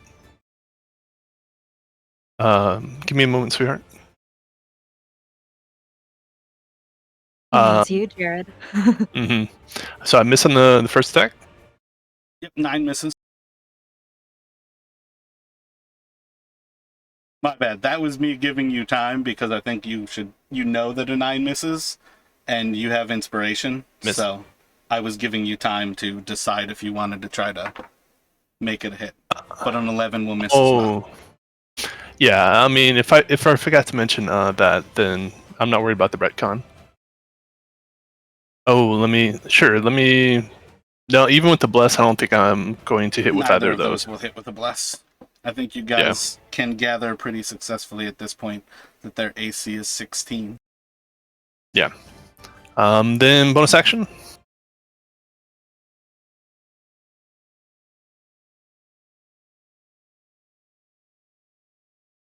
'21 hits. Yep. And I'm going to expend a first level spell slot to see if I can finish this. I mean, does that 6 kill it? You can decide. If it does not die, Bahamut's going to go through that, pole arm into it. You have to decide first. All right, sure. Do you want to sink a spell into it? I will sink a spell into it. Tell me how you kill it. It was Um, not going to be a death if you did not put a spell into that. Sure. At that point, I mean, radiant. I just swung twice with my my glaive, missing like whiff, right, and then just as it sears through the butt end, just like that flat piece, just like squarely getting, kind of hitting into it. There's just a flash of light, and then its eyes fade, basically.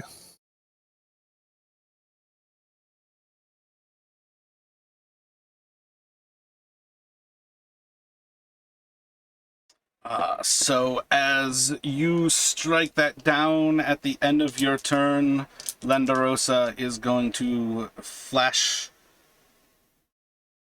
Man, that's a poor choice. Yeah, Lendarosa is... Yeah, it's going to flash over and attack Hadar. Fuck. 13 hits you, Hadar? Nope, that's a miss. And it's going to go to a dragon dog. It's going to pop its arc. And I need the 3 of you to make a saving throw. Dexterity saving throw.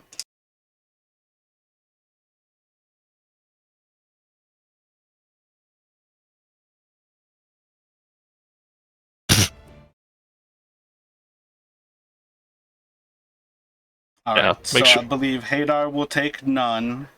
Vicious, you're Perfect. going to take half.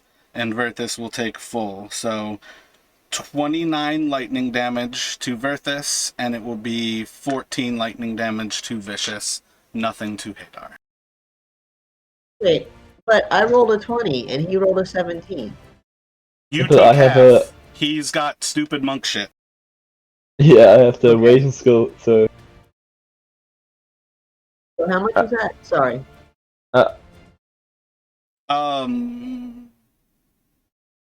I think 29, so 14 to you. And you guys can also notice in the process that though the lightning arcs off of the dogs in Lendarosa, it doesn't seem to affect them in the least bit.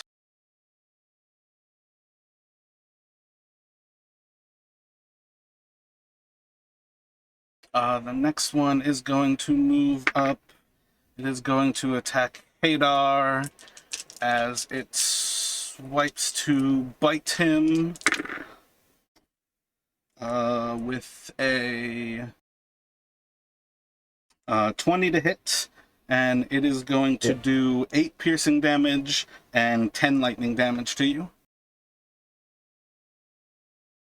And then the one behind it is going to arc its lightning, and I need the 3 of you to make dexterity saving throws again. So I wrote the wrong one. I think I only wrote normal dexterity. Yeah, it doesn't matter. You still rolled high enough that with the pluses, Yeah. you'll be good. I think all 3 of you are going to pass this one. So no damage to Hadar, and then the other 2 will take half. It is 10, 18, 25, so 12 damage to Verthus and Vicious. And then it's going to go to Vicious. All right, Verthus is unconscious. Okay, so the one next to it's like on its last legs, right? There is a corpse underneath one that just bit at you. Oh, okay. Well, then I can just count at whatever's next to me.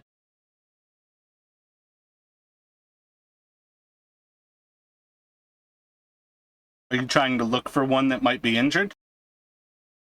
No, I just thought it was, you know, I just wanted to know its condition. All right, word. Yep, 25 hits it. You gonna do thunder damage? Nope. All right. So, but I can attack it again, right? You can indeed.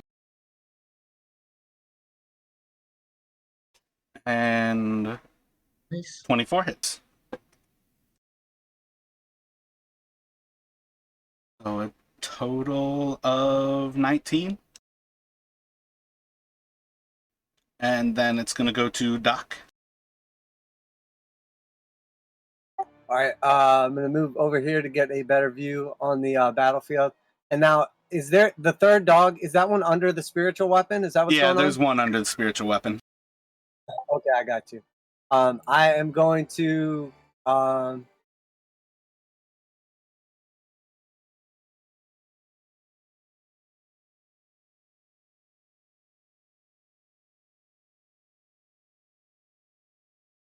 I'm gonna use rally for my bonus action. Excellent.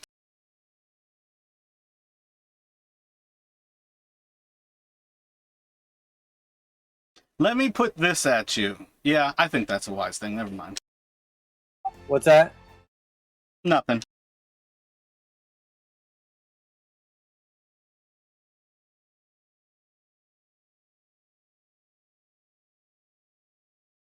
Rally is a heal, right? Yeah, I think you're going to get 7 hit points from that. Or Oh, does it it should be add 9. anything?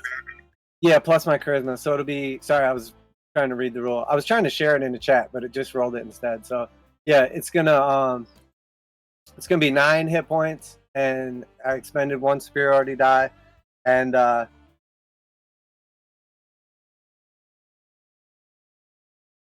and he's just gonna yell out to Verthus as he holds his bow up in the air.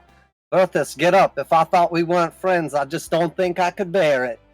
And he'll give you 9 hit points, and then I'm gonna shoot longbow at Landerosa. Yeah, there's no way to present them without spamming all of them. But Rally's in the center there. Holy shit. Block of text. Yeah, that's why I was like, let me just read it. Okay, so yeah, I'm gonna shoot at Landerosa, and I'm going to do a let me see. I'm gonna do my regular longbow attack on this one.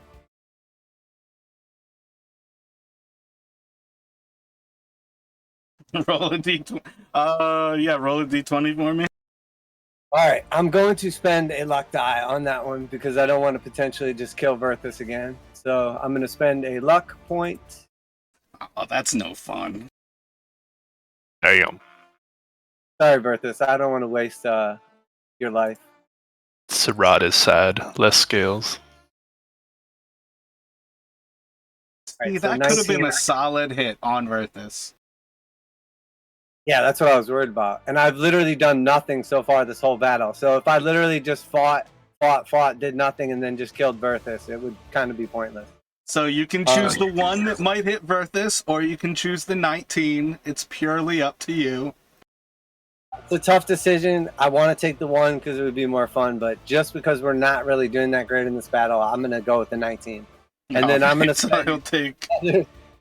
spend another superiority die on that one, and then I'm going to do drop attack on Landerosa. Oh, yeah, it's a good thing Landerosa is actually carrying 17 great swords on their back.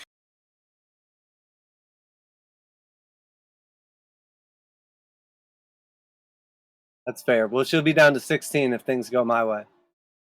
Well, no, they have 17 on their back, 18 total. Okay, what's so your DC? You're 13, I think? I don't know. I have too many rolls. I can't find anything. It is disarm attack is 14 DC. Yeah, spell save DC, 14. Strength save. Strength save? Yeah, I rolled a 13. That's going to be a good. Plus 4, 17. Okay, and then I'm just going to shoot again at Landerosa. Well, wait, you still have to roll the D8 because that adds the damage to your piercing from the arrow. Or whatever your superiority die. I think it's a D8, right? Yeah, so 9 damage. Yeah, I wasn't really going for damage, honestly, so I wasn't even thinking about it. So yeah, I'm just going to do another attack against Landerosa.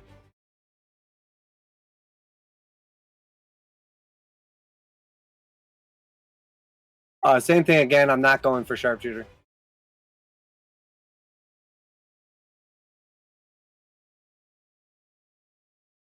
I think you well know 23 hits.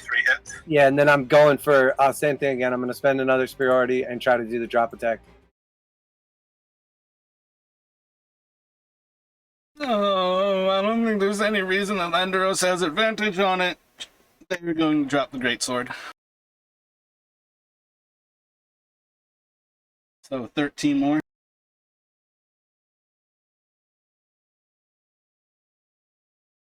Yeah, 13. Yeah, one more. Yep. And then Doc's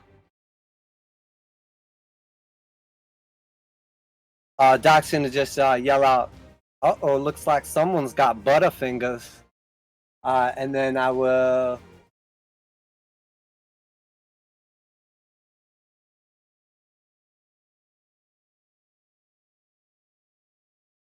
Man, this is tempting. So I still have 20 feet of movement. I'm about to use that.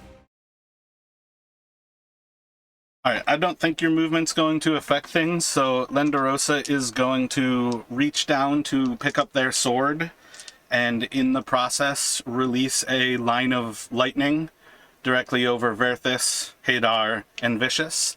I need another dexterity saving throw from the three of you.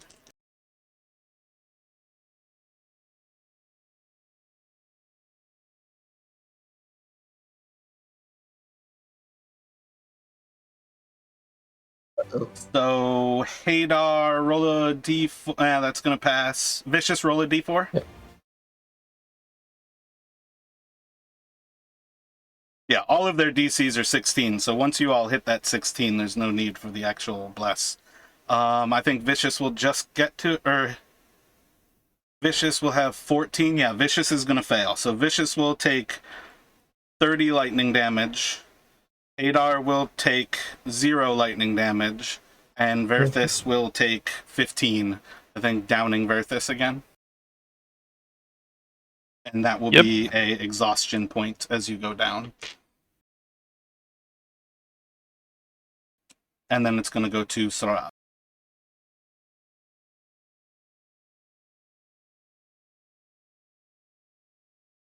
So I'm going to drop concentration on Bless.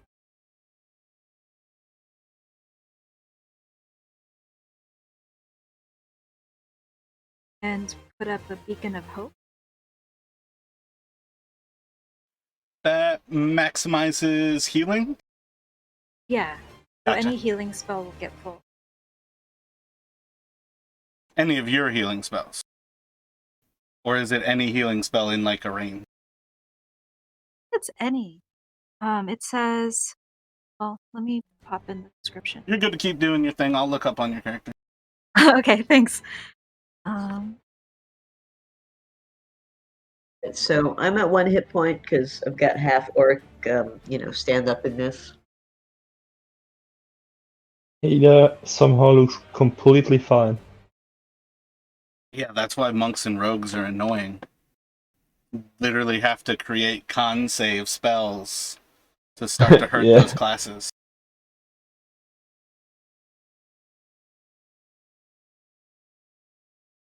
Yeah.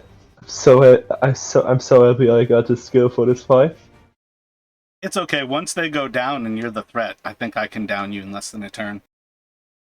Yeah, that's the problem, but for now I'm fine. You've got like 3 hit points at max health? Yeah, probably. I think it's less than 3. Yep, it's from any healing. if anyone has any healing, they should start healing each other. Because I think I can't cast another healing spell, is that right? Yep, that's correct. You're going to be limited to... I don't know if you have any bonus action that you can do at that point.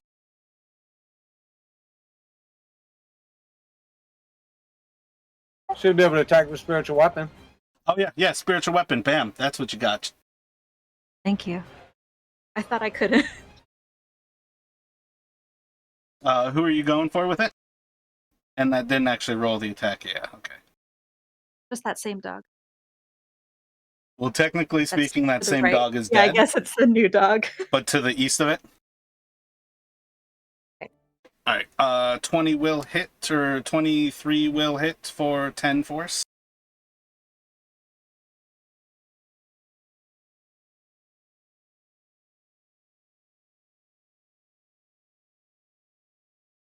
And then I think it's on Hadar.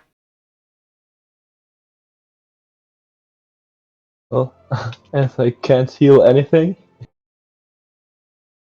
I'm going to...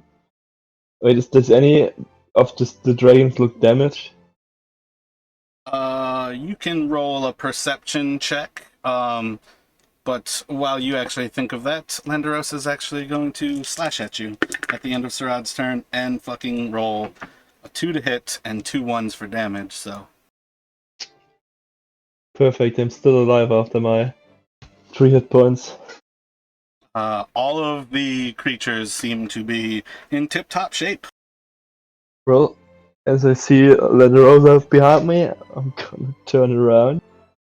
And I'm gonna try to hit Landerosa with my quarterstaff.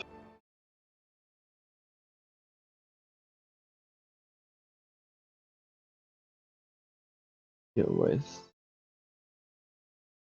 Feel like I saw a 17 from D&D Beyond. I believe that's going to be a hit. Yeah. Gonna try to roll damage. I don't know why it's not coming through. But yeah. 8 damage, and I'm gonna try to apply my stunning strike.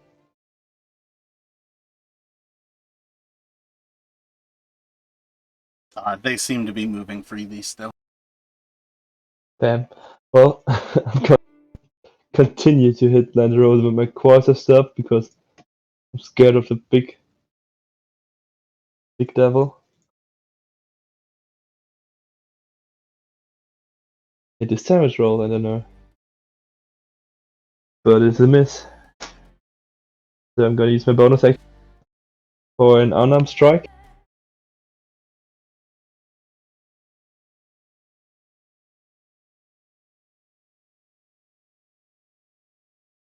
Well, it's in D&D Beyond it says 25 if you see 25 will hit.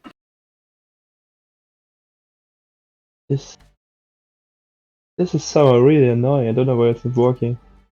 Once it's not your turn, try uninstalling Beyond 20 and then reinstall that Yeah, that plugin.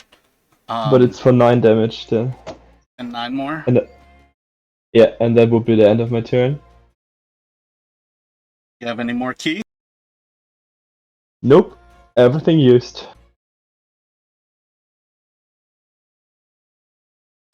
Verthus is back on the ground from the lightning. Oh wait, actually, at the end of Hadar's turn, Landerosa is going to flash over at Sarad. 20 to hit you for 10 damage, Sarad, and then a con save.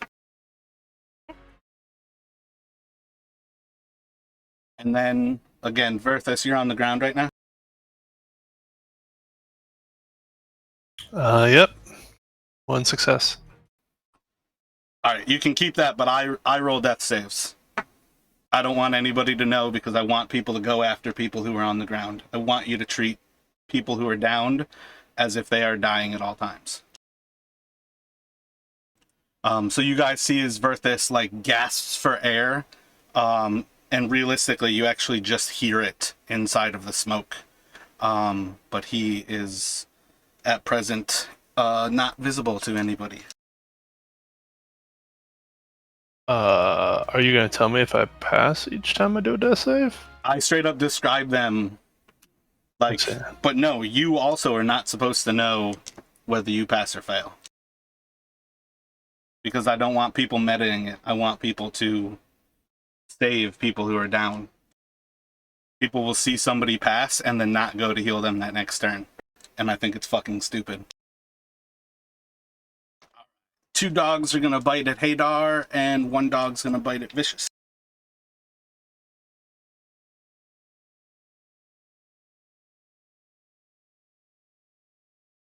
Is Vicious still up right now or no? Vicious fell and stood back up with her orc ability.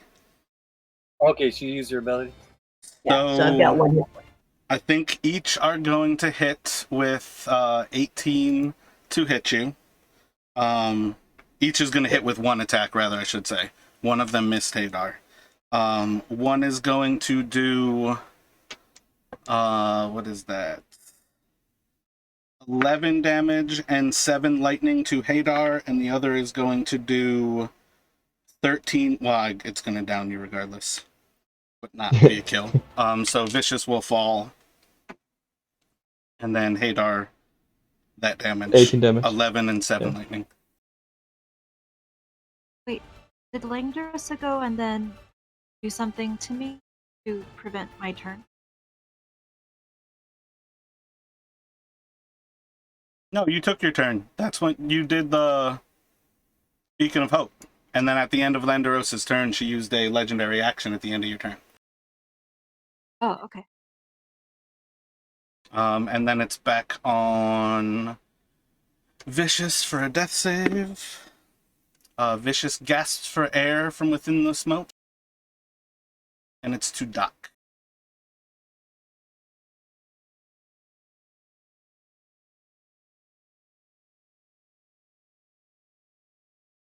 All right, sounds good. I will.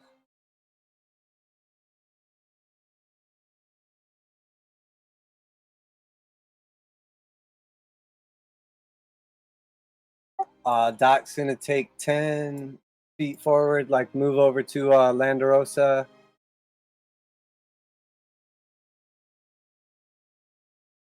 And he's gonna say, he started a game and never got to finish.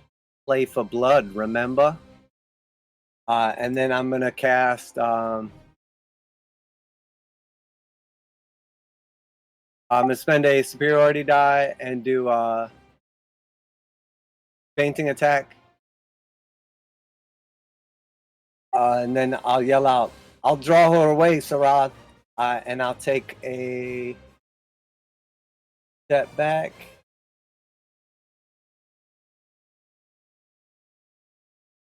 To right here. Is that inside the wall, or is that okay where I moved to? I mean, I would say that's probably more wall than open space there. Here. 19 to hit you for 11 damage. All right, and it's 2. And then I'm gonna go ahead and do a longbow sharpshooter attack against Langdorosa. 15, and then I'm gonna add in hang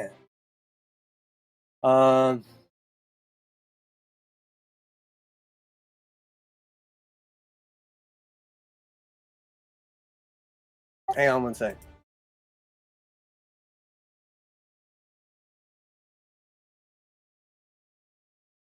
Yeah, I'm gonna use a luck point to re-roll that.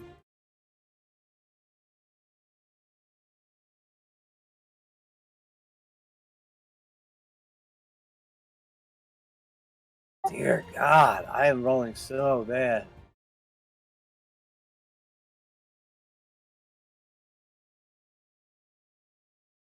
Oh, okay, so yeah, I guess it would be a.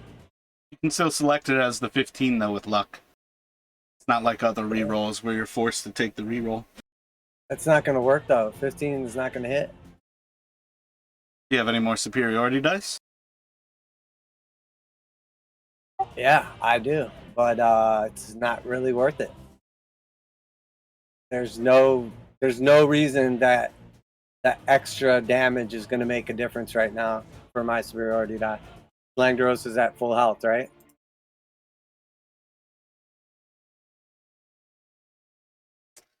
Did you do anything so far that's been like a free action? I don't think so. Make a perception check. I guess investigation. What's your investigation modifier? 17. There goes my good roll. Nice. Landerosa seems messed up. All right, I will. Man, that's a tough decision. All right, so I have a 15 to hit. I mean, I'm probably just gonna roll a 1 anyway, but I guess I will add on a superiority die. 2 to hit. So you will hit for 21 damage.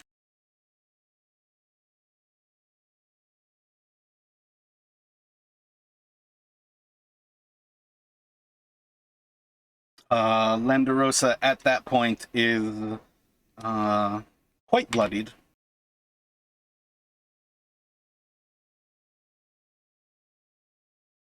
All right, and then I'm gonna action surge.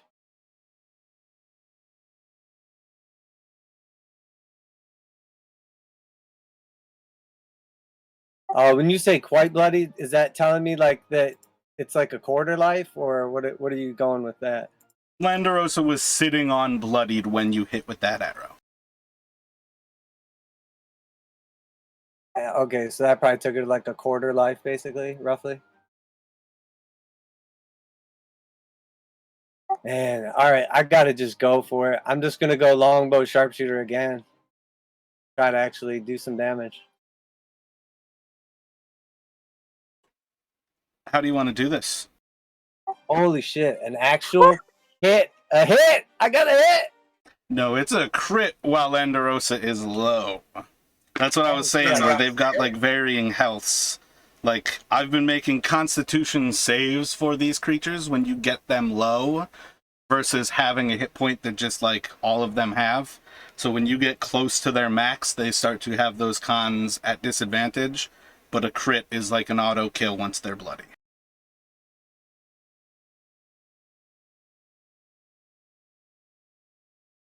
Okay, so I guess I'm gonna shoot like that arrow into Landerosa's hand that she's like holding the weapon with, and I'm gonna say, Landerosa, you don't look so good. Looks like somebody walked over your grave.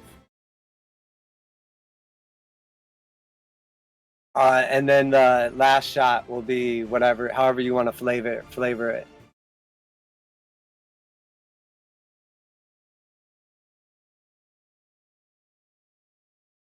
Alright, so you're basically killing Landerosa with that pierce through the hands? Oh no, the hand was supposed to be the attack right before it, and then the last one I want to use like just a fatal. Just do what tell me what the fatal is, not the one previous to it. Oh, whatever. I'll like shoot her in the chest or something. I figured you were going to describe it. My bad. Yeah, so you can pierce through her hands holding her greatsword, and it actually pierces through her hands, or their hands, and into Landerosa's chest, as you see this like arc of lightning start to like flow through her, like from her heart into the sword as they collapse to the ground. And then this is what got you all last time. Let's see a 20 right here. Landerosa is going to choke on blood. Oh wait, you still have one more shot. Yeah, I still got one more turn or one more action. So I think you already free action to look over Lenderosa's health, but there's still those 3 dragon dogs on your friends, or you already know that Lenderosa is a little bit sturdier than other creatures as far as hanging on to life goes. Yeah, I mean, she's prone, so I would be at disadvantage if I shot at her. So I gotta just try to mess up one of those creatures. And you said I already used my thing, so I'm gonna have to go for not knowing in that little like melee which dragon dog is the most injured because they've all been moving around. I'm just gonna go for the front one, like the one that's most East of like, Hadar? yeah, east of Hadar, the Gotcha. closest one. Yep. Make that attack roll. All right, and I'm just gonna do a sharpshooter again.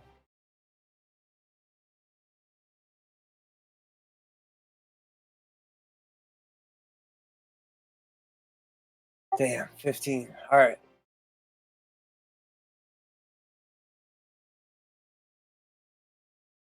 And I guess if I can just make one more noise, I just want to whistle at the dragon dogs and try to get their attention. So I'll just do a like kind of try to. Yeah, it would be a free action to let you do like some sort of check to get their attention. So you can make the noise, but it's not really going to be effective of anything.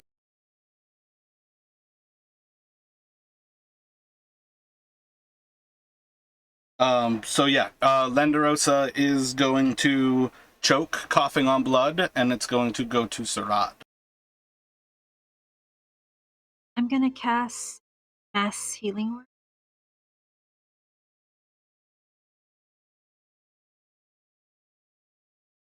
Like 60 points of healing for everybody, or is it? Oh no, it's 2d4 plus 9. Okay, so it's within 60 feet. 17. So everybody's going to take 17 points of healing? 17, yes. So Vicious, Verthus, both of you will stand. And Hadar, well, all 3 of you can take your 17. Well, everybody can take your 17. I think you're all injured. And that's a bonus action, so you still have an action as well, Sarad. There's a half dragon coughing on blood at your feet.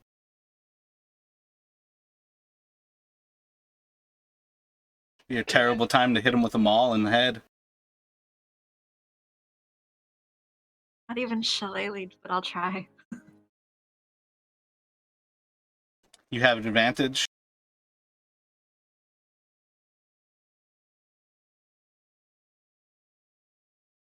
For whatever it's worth, I'm gonna try. I'm gonna try non-lethally. Oh, they're already unconscious. Like, there's no non-lethal to this. Do you want to try to snuff out Lenderosa from ever coming back into existence? That's what I'm asking you. I mean, I have Speak with Dead if I need it.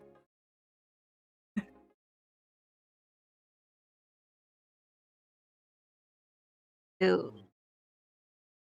Oh, not a problem. 12's gonna miss. Well, actually, she should be rolling with advantage on a prone target. Yeah, her 6 no. was the other die. Oh, never mind. Well, oh yeah, just looking at Sarad real quick, you do not have the hat of or your hat or your decanter equipped. You guys need to equip your special weapons so you can attune to them where needed. If you reload Sarad, though, I've equipped and attuned you to the items. Oh, okay. But I think I did it to Hadar after last week. Like, that'll give you access to your weapons sometimes that you guys, like, didn't have access to, maybe? yeah, I saw it that it's now in the attuned section.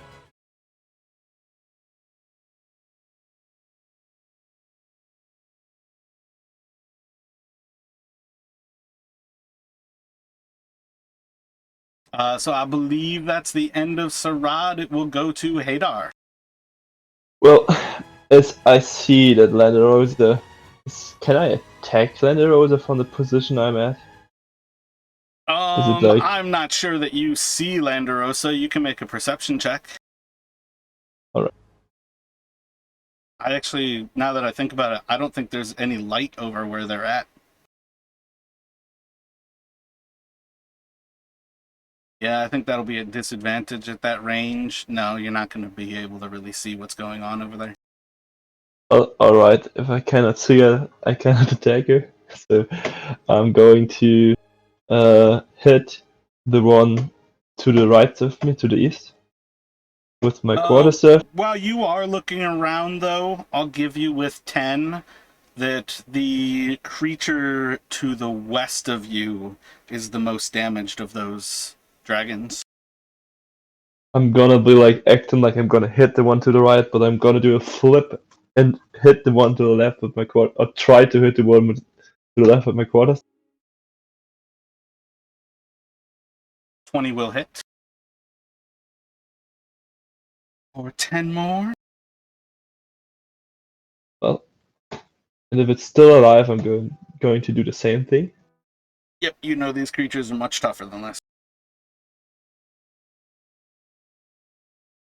Oh, and again, somehow only wrote in roll 20, D&D Beyond. 22, if you... 22 hits. for 9 damage. Why I don't get why it's not working, but I'm gonna search in the web if I can fix it.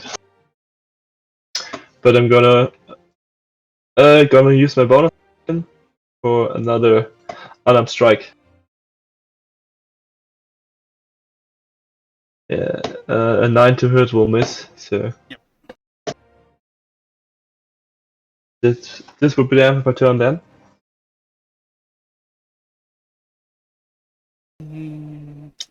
11. Yeah, it's gonna hold on. It's looking a little bloodied.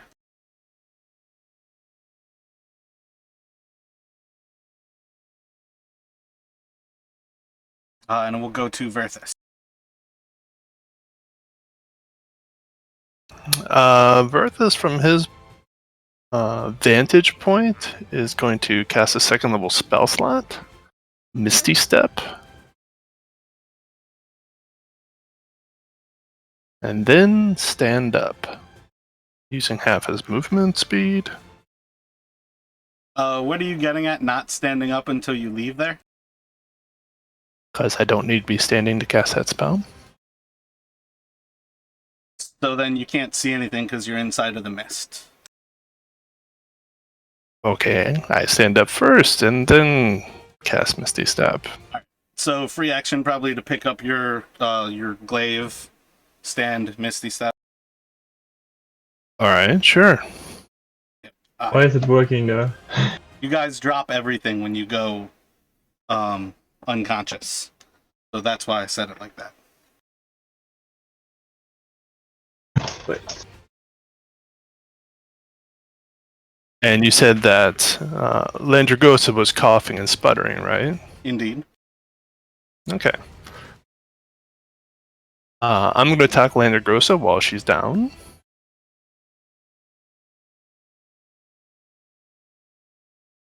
And I'll be using, if any of these connect, I'll be smiting afterwards.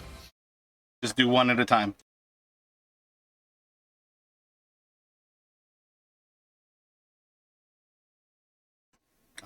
That will be a hit.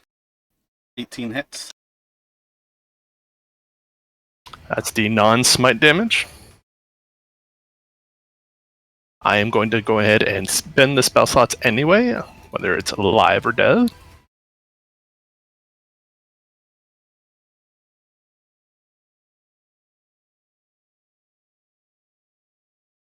One second.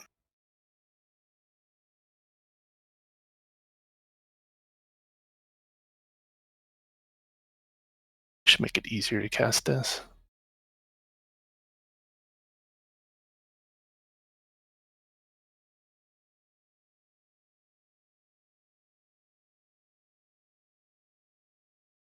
So I didn't see a way to do. I didn't see the upcast, so it's So 14 slashing and 19 radiant damage Word. on the first attack. Yep. So as you sink that in, the radiant damage is going to just absolutely decimate her corpse, and it's just going to get lost in the mist as it seems to basically turn into a smoke.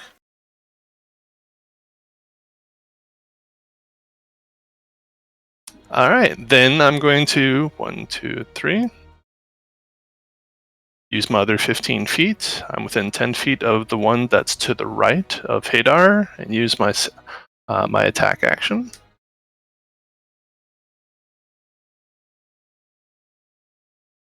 No, speak with dead for you. 22 hits.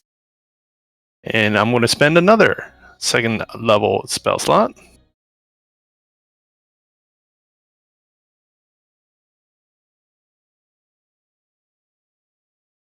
And why is it on my... I need to figure out an easier way to roll that. Maybe I could just do it this way. 1, 2, 3.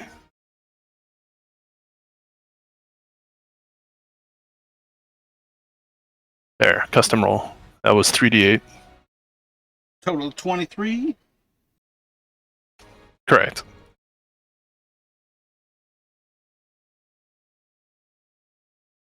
And bonus was to Misty Step. It will go back to the dogs. Yeah, so I think the first of the dragons is going to unleash its aura of lightning. And I think that will hit the three of you. So Vicious, Hadar, and Verthus, dexterity saving throw.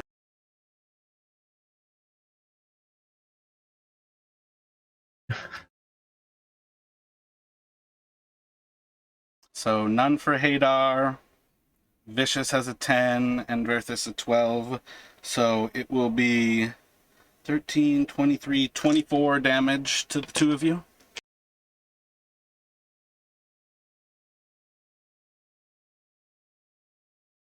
More damage makes me fall down again. And then I think the next Verthus is also two down. are going to attack Hadar. Oh no. They both will hit with a 26 and a 27. And it's going to be for a total of 24 piercing and then 12 lightning. I'm down.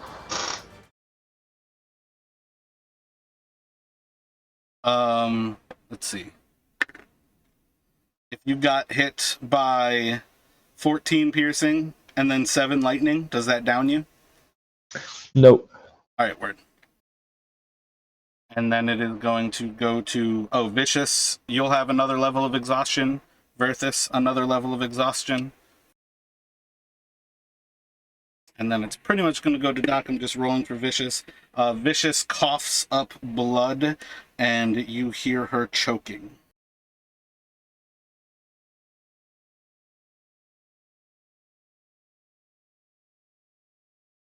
All right, so all three of the frontliners are down right now?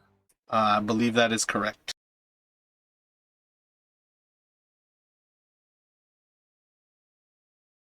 Oh, that's with advantage? All right, she coughs up blood. Slightly better than the one I rolled. Okay, so you said last time that I could do a free action and like whistle to try to like get their attention or something like that? Or yell at them? Yeah, if you want to try to do something that's going to try to convince them away, that would be actually using a resource. It's not just your ability to speak. Oh, and you know what? I actually skipped over one of the dogs because with Langdarosa's death... Oh no, it did attack Hadar. Yeah. Let's see. Damn, I collected up the dice. I think I said One was for 7 24 and the damage, I think. 14. Well, yeah, 24 was the total, though. So Okay. 10 less piercing, and I think it was 5 less lightning. If you are at 15, like if you took the 14 piercing and 7 lightning, what did that put you at? Wait, so I was at 32 hit points before the attack, and it was for a total of 36. That should be... No, not at all. No, it was... Okay. 20... I've got what you're saying. You were at 32 hit points. So if you Yeah. took 21, you would be at 11 hit points right now. Yeah, the Yes. last dog is actually breaking away with the death of Lenderosa. So you will actually have a chance to strike at it as well, Hadar. Well, I'm definitely gonna do that. See which direction it goes. I'm gonna miss it anyways, so...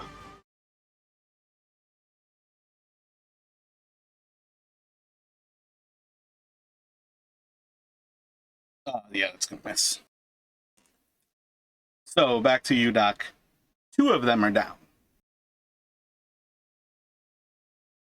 Okay, I got you. So, did the one dog completely run away then? Is it gone? Yeah. One of the dogs has run with the death of Lenderosa.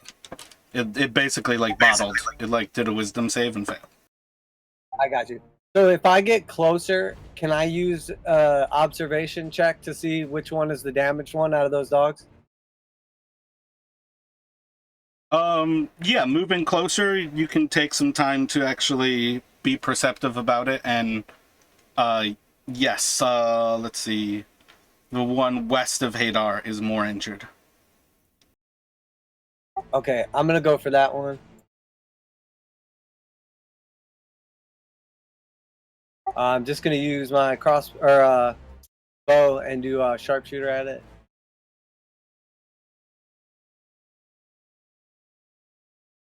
Will a 16 hit? 16 hit. Nice. And if it's still alive, I'm just gonna do one more attack against that, if not the other one. Yep.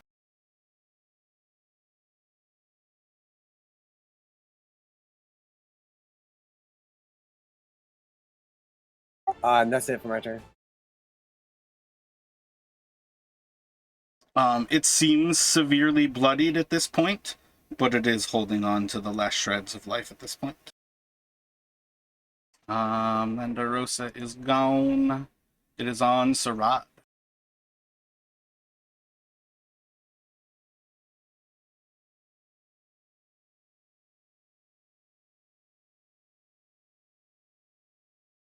So I'm gonna cast it again. So 17 again for everybody. And as they're getting up, I'm gonna shout, "Heal yourself!" And an action from you? If I stand here, this spot, and I open up my decanter, would I miss Hadar?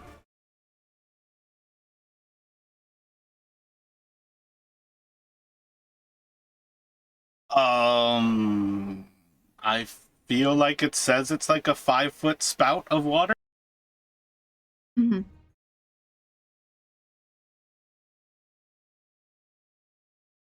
I mean, they're gonna get wet if you try to use water at that point.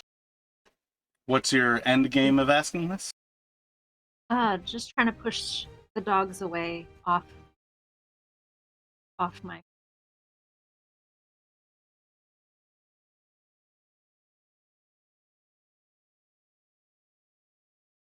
Yeah, it's a bonus action anyways. Oh, okay. Then never mind. Nothing. I mean, you can do a cantrip.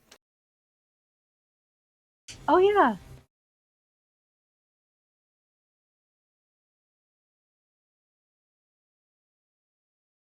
I'll Sacred Flame. The one next to. Dax, it is going to save, taking no damage. Okay. And then it will go to Hadar.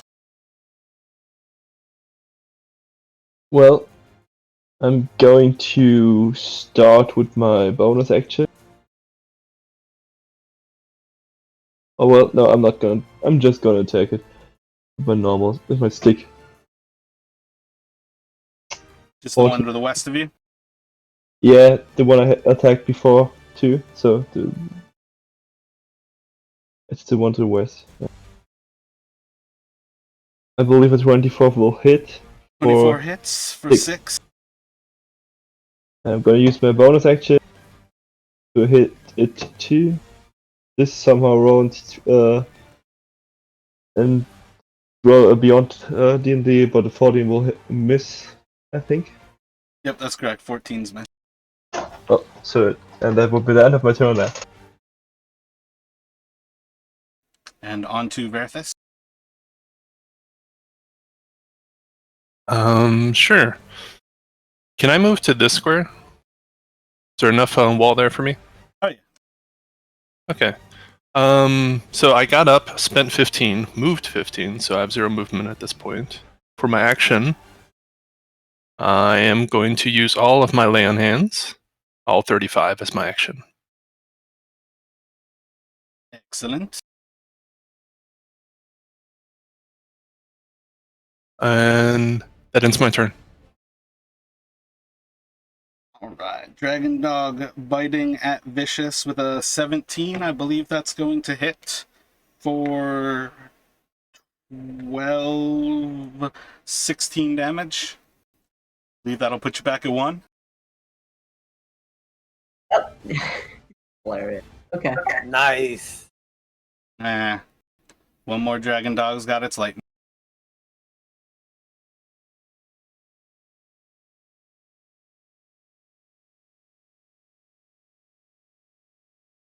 You are all within 30 feet. I need everybody to make a dexterity saving throw.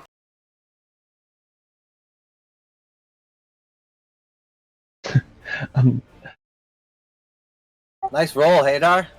I didn't even get a scratch from those lightnings. I think I lost a D10. I'm down to 3. Oh, I just meant because we both rolled a 20. That was nuts. Oh yeah. So, 82, 10, yeah. 17. So 17 damage. So Verthis will take full, Sarad full, Vicious full, Hadar will take none, and Doc will take 8.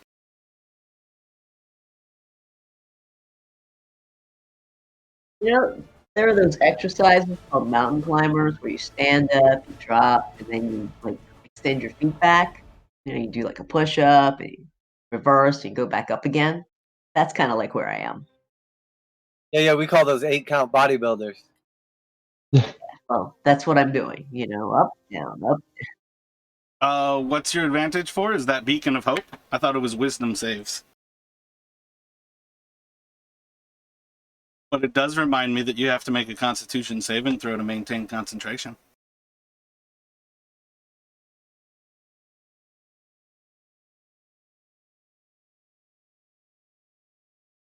And I think, Vicious, if you're falling again, you're going to take another level of exhaustion, and Beacon of Hope is going to drop.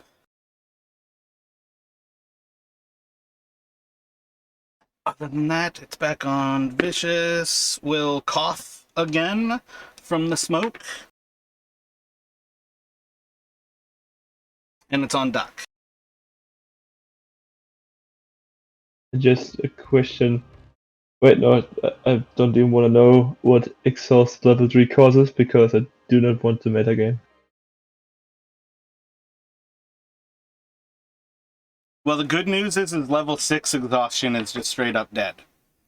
So level 3 Okay. isn't straight up dead. Good to know. So, which is still alive. And same thing again. That the dragon dog to the west of Hadar, like directly west of him. Yeah, at this point, that one is clearly fucked up. Yeah, I'm gonna shoot at that one. The one that's clearly fucked up. And I'm intentionally doing sharpshooter on this one. And one more time.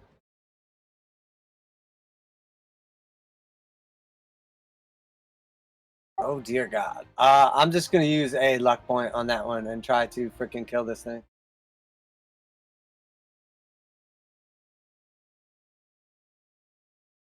So What's it'd your actually be a overall 20 plus? to hit. I think you still have a Well, plus 4. 19. Yeah, 19 will hit. For For 19 19 damage. more piercing damage. Let's see. No, it's gonna fall and die on that shot. Excellent. All of your saving throws. Oh yeah. So 10, you took 17. So yeah, you would maintain concentration with Sarad. Was Vicious after that? Yes, Vicious was directly after that.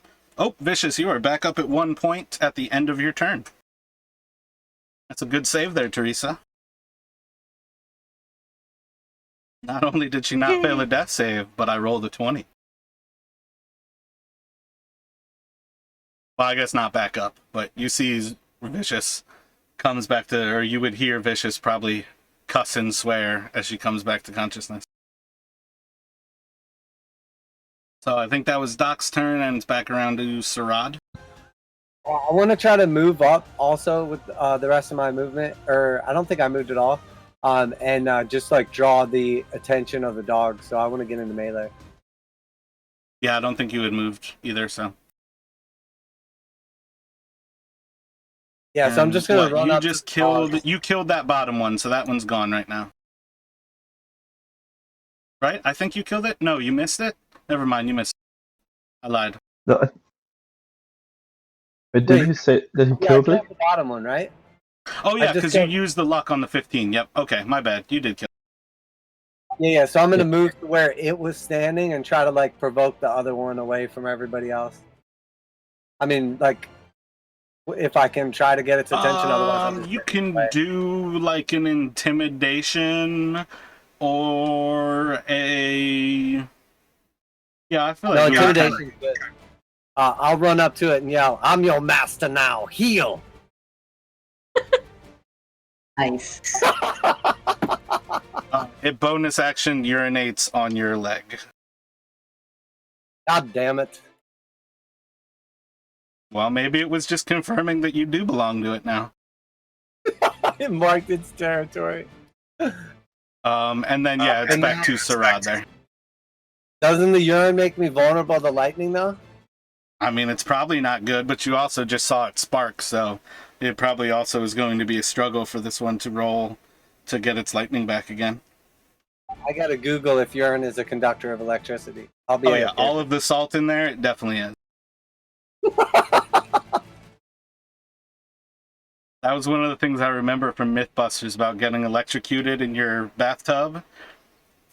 Is that you need like a little bit of like, you got to be super sweaty. What's the evocation that you're casting? I don't actually see what that is. Okay, that's a spiritual weapons attack. 20 will hit. Yeah. For 8 damage. And then what are you doing for an action?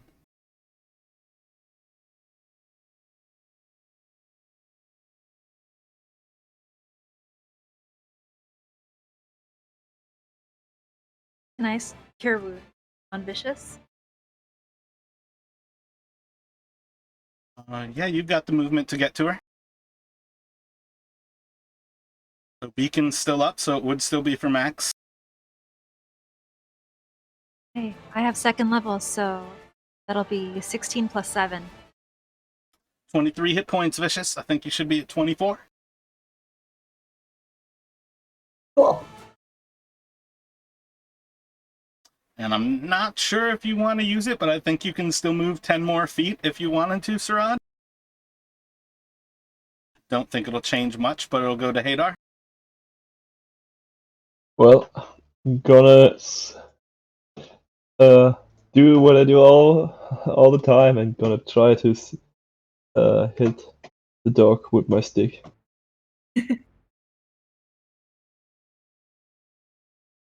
22 to hit. 22 hit. I'm gonna do it another time.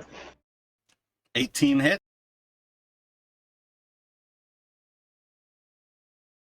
and with it, and I'm gonna For a use total of 13. yeah, and I'm gonna add my bonus action on that for an unarmed strike.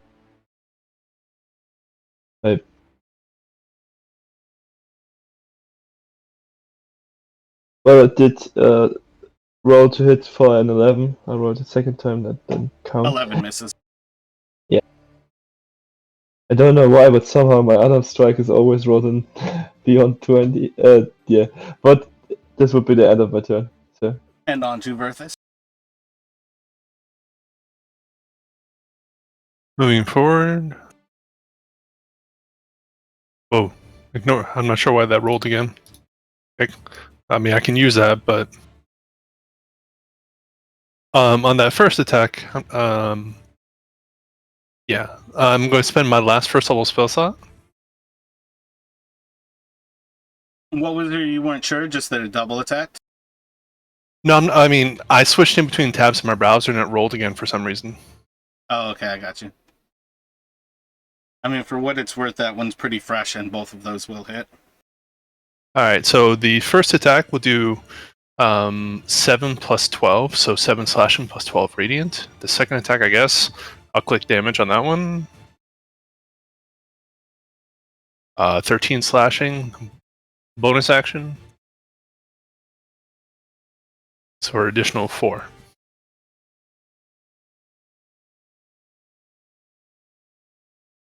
So 16, 29, 33.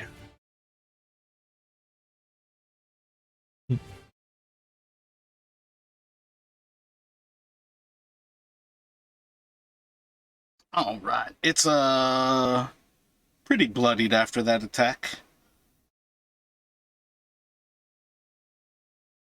And I end my turn. Alrighty, so 3 is Sarah. It is going to run away from 3 of you, Doc, Hadar, and Vicious. Can you do an opportunity attack with a bow or no? I believe Right. so. I think the opportunity attack is just an attack action. So having a weapon, yeah. Oh wait, So no, it's because just it's my still reaction? within your range. Yeah, it doesn't leave your range, which is 300 feet, so no. but I can do an opportunity attack with my sticker. Yep, Hadar Vicious. Perfect. I'm gonna 9's miss gonna again. miss.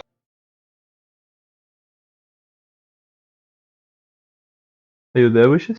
Oh, Vicious, well, is also at disadvantage on this attack. And it would be unarmed strike. So do I get to make an attack or no? Yep, you do. It's just a disadvantage for multiple reasons. 10's gonna miss. I think this is gonna miss you anyways, but 15 to hit Sarad. Oh, that's close. No, it misses. And then it's gonna go back around to Vicious. You were on the ground with your maul to your side. All right, so I'm turning on rage. I'm gonna run over and go reckless, and I don't know, do whatever else I can do. I think that's it, actually. Rush it. Yeah, I don't think I'm ever gonna have a battle where something is 600 feet away from you. Yeah, I was like, that's never gonna happen. That's why even 300 is absurdly far away. Is the 22 a crit? Oh no, that was your damage that crit there. So the 22 will hit for 15, and then the 20 will hit for 13 more, so 28 total. It is going to crumble beneath the smashing maul.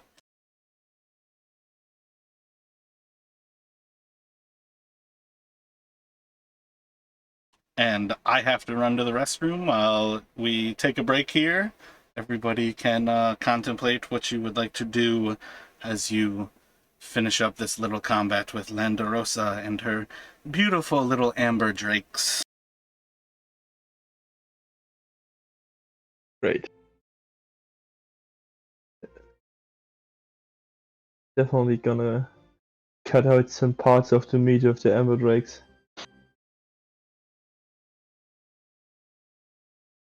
love how we had very similar but opposite reactions. Yeah, I believe we definitely have a different use case. Anyone want to save this P What? and wring out my leg? It peed on. I'm sure that you can use some potions for that. It's loaded with electrolytes. Uh,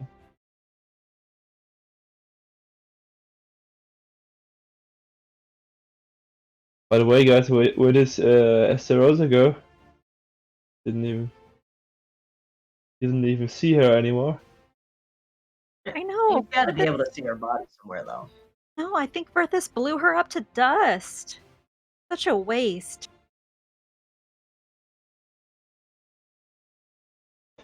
She's dead. I didn't even realize.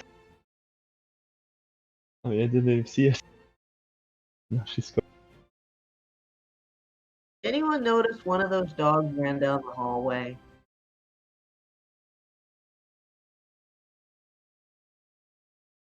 Wait, Better what? hope it's not going for reinforcements. Oh dear. I would be interested to see if the fire is still going back there.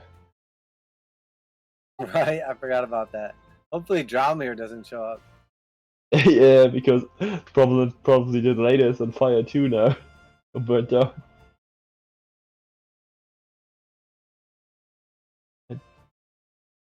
I'm dog- still here. I don't know about anybody else. Just one dog left. No, I was using the restroom and I'm back. No, I'm here.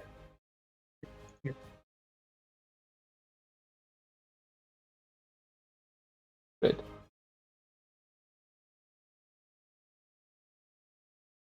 You can. So, yeah. Azeroth was looking for a scale. I hate I would cut out some meat of the dead dog dragon on the ground. Like, I don't know, 2 pounds if possible. I don't know how much meat is on there. Let's see. Let's have. Are you looking for scales, Sarad? Yeah, make a perception check at disadvantage. Right? You too? Like, I assume, are you looking for Verthus scales or are you looking for scales? Anything, the blue or gold, right? I mean, yeah, if you go for any of the blue scales from the actual amber drakes, there's going to be next to no problem finding those scales. There's actual active bodies. Unless you're going up to Verthus and you're, like, plucking scales off of him, you actually have to look for his scales. Oh, well, I'll start with the blue ones. I'm not that picky. They're all shiny. Reflecting the light from the fire. Yeah, so I see no reason why you couldn't collect more scales than you would ever possibly need. There's 4 amber drakes on the ground with beautiful blue scales. And Hadar, do a medicine check. What were you thinking, Teddy? I was just thinking like. Proficient. Oh, go ahead. Sorry. I just wanted to say that I have provisions here. Nothing more. Yeah, your proficiency is reflected in the roll.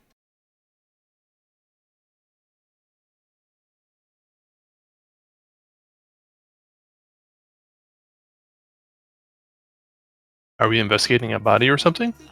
Oh no, he's carving meat off of a amber drake. Oh, I see. Yep, you're able to get the backstrap from one if you'd like. Perfect. It weighs about, let's say, really, that's no fun. 29 pounds. Perfect. I know that I basically destroyed, radiant damaged Landragosa to death, but is there any information on the body, like any intel, anything left to investigate on where Landragosa was, quote unquote, was? Make an investigation check. I don't know if this changes anything, but I want to light a torch and look for her greatsword.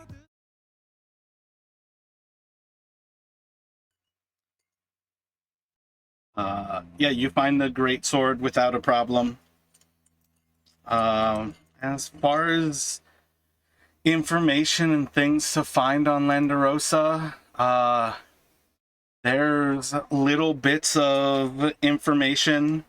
Like there's a little bit of an intel from Resmir that is kind of an order to come to the Castle Naerytar and hold it at all costs. But there's not really much as far as clues to where to go forward from here. And if possible to use that same roll, is there anything left on the corporeal body for Landragosa? Anything that looks, shall we say, less damaged or, useful? Yeah, I think all you're gonna get from Landarosa herself is going to be the great sword, which Doc would have at this point. There's a few spears, a single javelin. Oh wait, no, 3 more javelins, 2 spears, and then I have to look at their original sheet real quick. This is a kind of random question, but like, was she wearing like the purple robes or whatever? Like, do they wear those all the time? You've seen Landarosa in purple robes, but this entire time since you've seen them in the dungeon, they have just been in armor. They have been disrobed. You've not seen the purple robes in this place. Landarosa would have splint mail, so that's kind of what remains behind, is like the 2 spears, the 3 javelins, the great sword, and the splint mail.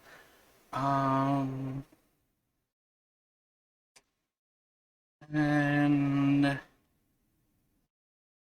feel like your overkill, destroying the entirety of the body, is perfectly in line with that there is no skeletal remains either. Is there something that we could use that would be like clearly Landarosa's, that we would have like basically as proof of her death, like a small token or something, an emblem on her armor? Like, I know the sword kind of works, but you could just like argue that we took her sword somehow and didn't kill her. But is there like something, maybe like a icon or something on her armor, or a piece of jewelry left behind or something?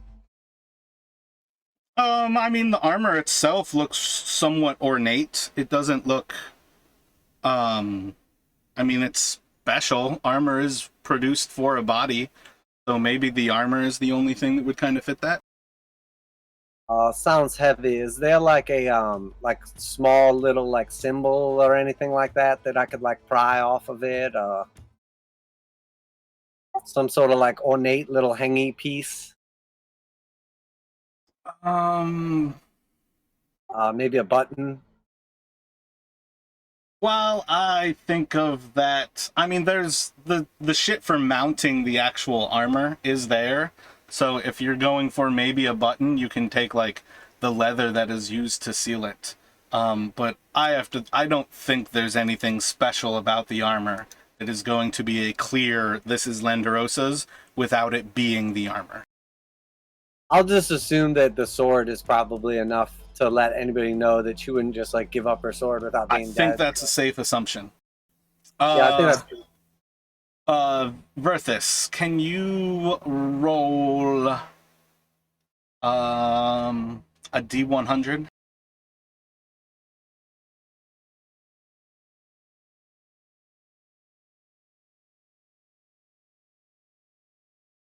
Gosh. Roll 2d6 and then 2d6.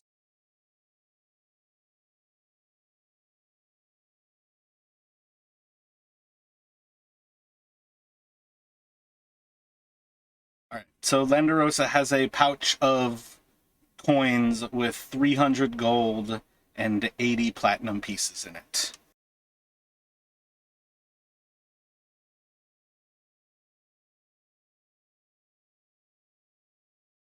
Or rather, it sits like next to the armor. Just glancing back towards the crane, how's that thing looking? It's completely engulfed in fire at this point. I think that was probably like around 40 seconds of combat. As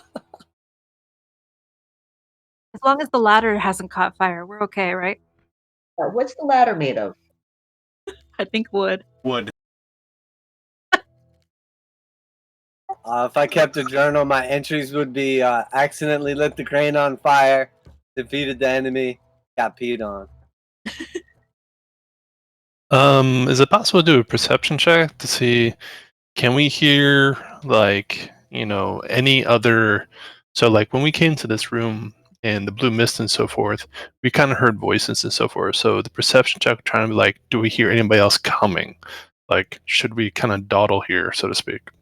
I don't think you all ever heard voices, but you can definitely do a perception check. Well, yeah, we heard Draconic, right? And then we also heard before that asking And then about... you fought dragons. Okay. Like, you heard them. Fair enough. At this point, with a bag of holding, Teddy pretty much is the party loot list. Like, as far as you guys, like, storing things on the party loot list so you don't have to deal with its weight, that's part of the benefit of giving you a bag of holding, is that 500 pounds of weight you don't have to worry about. I meant in Roll20 we have a party loot list, but that's from before my time. Yeah, but my point is like, it's not like a free place to store stuff. It was always meant for me to give loot, and then for people to deal with it at some point, and parties tend to just leave stuff there so they don't have to worry about the weight. And that is not the point of it. At this point, you continue to hear that kind. What was that, Doc? We could just like treat that as like the internal like portion of the bag of holding though, like without being an issue, and then that way you could keep track of the weight if it gets like excessive or whatever. I think it's more viable to do something along those lines. But again, in my opinion, that party loot list was always meant for me to be able to create loot and hordes and have it so I can copy it from the DM portion and paste it into the portion that you all can see, so you actually have a list of what you found, versus like me telling you and nobody writes it down. You can definitely edit the list, but at some point all items on the list were meant to be placed somewhere. Yeah, I'm looking at that list. Those things don't look very heavy. So, well, when it was gold, when they had gold on it, they all bought magical items at some point and spent all of the gold, like including diamonds and shit. Yeah, I mean, scrolls are negligible weight, potions negligible, and we don't have much cash in there. So for the time being, yeah, so we don't have to debate this in a chest puzzle. I'll just carry it for now. But as you listen around, it still sounds like dripping water. There's there's kind of just like an eerie silence to things, other than like this like constant like drip of water against stone. There doesn't seem to be much more happening around this point.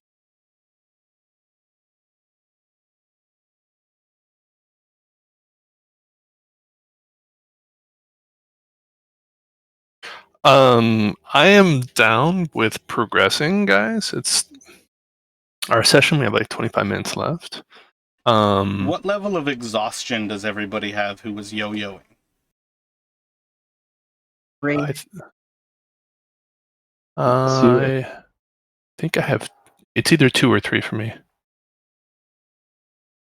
So as far as how you all feel, I think Hadar said 2, which is disadvantage on ability checks and speed halved. And then I have 0, I think.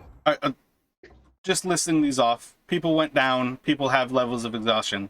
Level 3 is disadvantage ability checks, speed halves, and disadvantage on attacks and saving throws. So at least part of the party is pretty severely fucked up from how everything played out there. Yeah, so what I was going to kind of suggest was we find a place to hole up and get rid of some exhaustion before we move forward. Well, all right. It's like this. This was like first thing in the morning, and I think we have to take a long rest to start curing your guys' exhaustion. So we probably have to wait like a whole day before we can sleep again. I get that, but like if we want to keep on traveling forward, that's fine. And that was the predicate. Just like eventually getting to a place where we can hole up would be good to find if we see something. Right? Maybe like me and Hadar could like kind of be like ahead a little ways or whatever, to make up for like the lack of speed and checks or whatever, just to kind of explore, but without putting you guys in danger. Sure. I would be happy to at least get a short rest somewhere because I would love to get my key points back. Does short rest affect exhaustion at all or no? No, Okay, and then when you take a long rest, do you just get back one level of exhaustion, or does it like, is there like stipulations? just a single. Okay, I got you. So it'd take like a few days basically to recover. Okay, so yeah, if that's possible, I guess we could do a short rest right here or somewhere more safe. I don't know. Is the fire still burning in the back? Yeah, he said it's like blazing full on and fire on fire right now. Well, that's probably not a good place to rest. Spread to the ladder. Roll a perception check.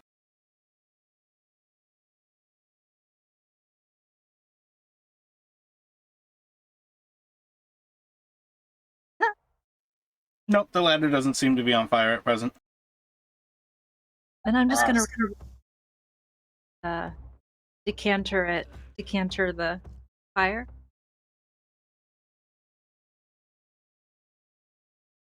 Yeah, it takes you less than... What level of decantering are you going to do? I'll do the full level. Yeah, it doesn't take you much more than a few seconds, like 15, 20 seconds. Did you guys know the brain caught on fire? Whatever do you mean? What crane? The one back there. Doc, did you smoke again? No, unfortunately, I didn't have time to prepare a cigarette. Maybe that's why I couldn't hit anything. And then I'll actually light a cigarette. That is like the longest time Doc's ever not smoked. Yeah. I'm feeling a little bit shaky. I was out of my element there.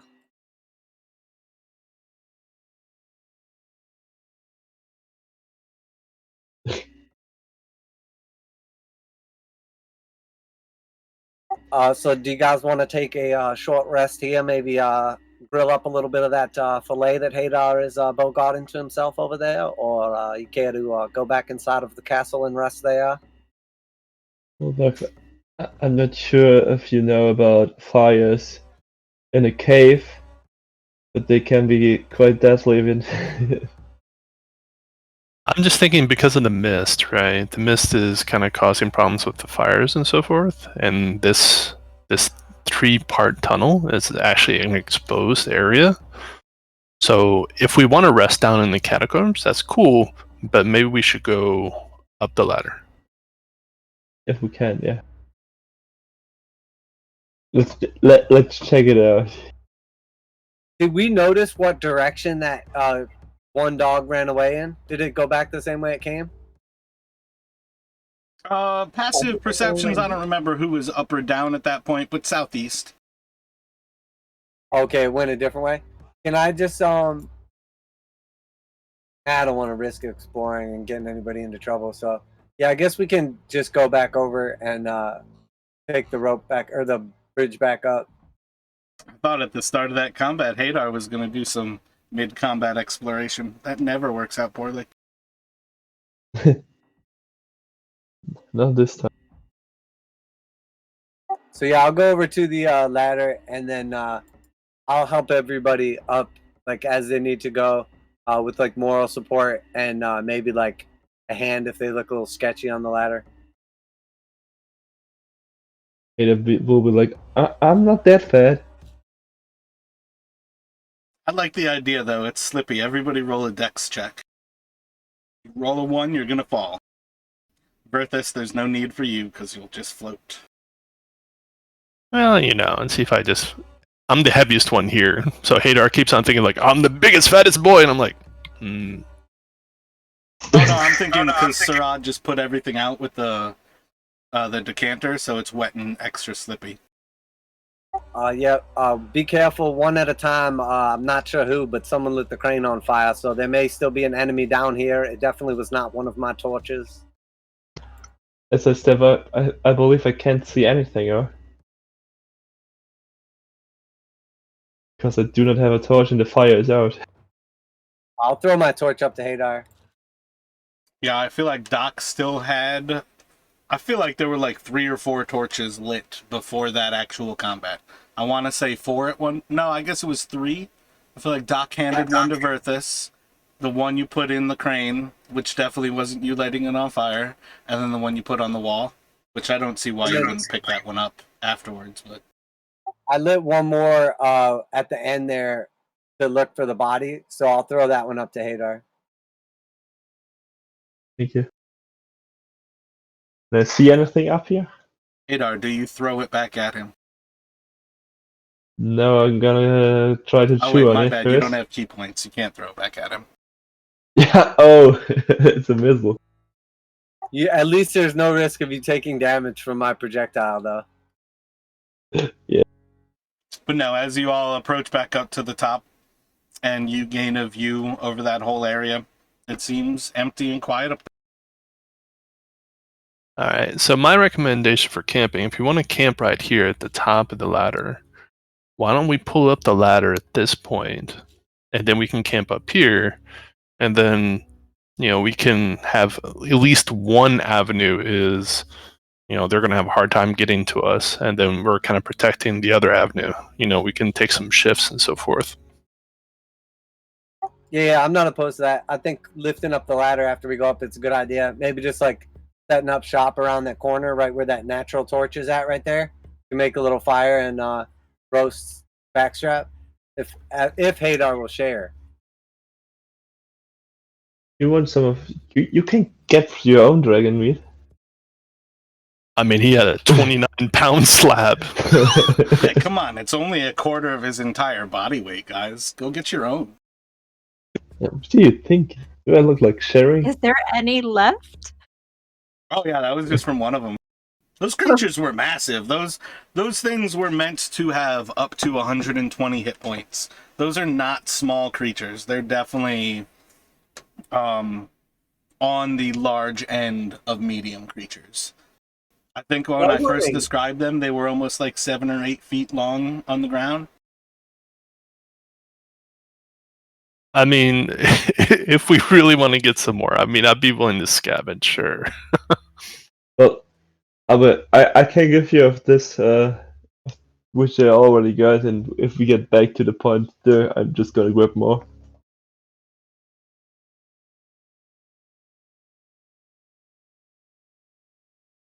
I don't know if anything got it destroyed as thoroughly as Langorosa. I feel like there would still be 2.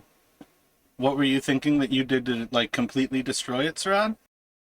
I rolled a 1 on my medicine check.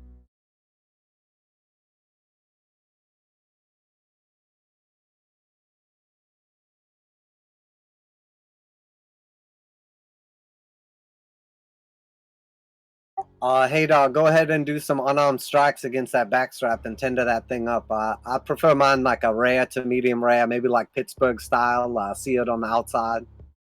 Oh, my bad. I didn't see what you were rolling there, Sarad. So yeah, you're going to like clean up one of the other ones before everybody leaves. I was. Yeah, so I think make a dexterity saving throw for me. No, make a constitution saving throw for me.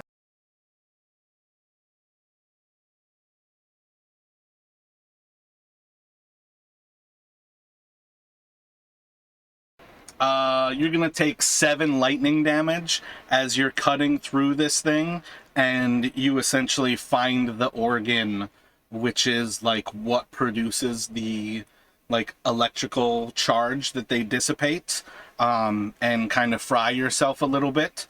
But for what it's worth, you still come back with some muscle. It's just like you have like extremely tough, firm, like he's got fillet, you grabbed some like oh man, what you would make chuck with round, I think. I feel like even round is better than what I'm thinking, but it's like full of ligaments and all the stuff that you don't really want, but it's still food.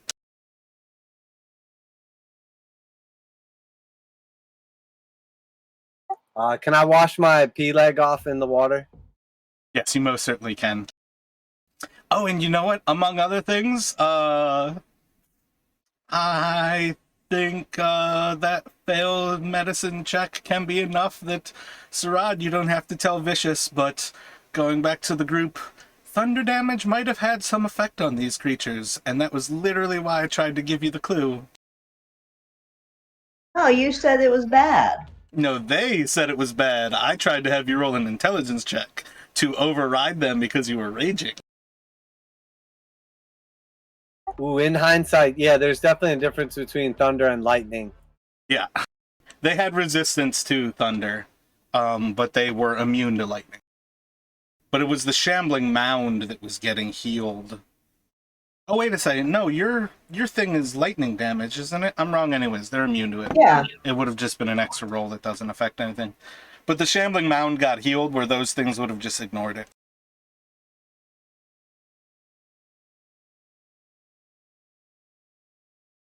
So yeah, if you guys are going to try to take a rest here, a short rest, you are able to take a short rest. As far as things go, I would like to kind of fast forward to see where you are going to explore next in here, and perhaps pause at a point slightly in the future of where we're at, instead of just having you generically like looking at this dungeon again.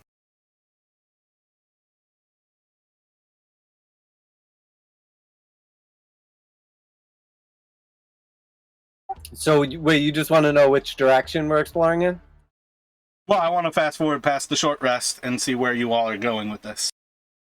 All right. Well, don't we need to go and see where the whatever Landerosa came out of, up north west that passageway?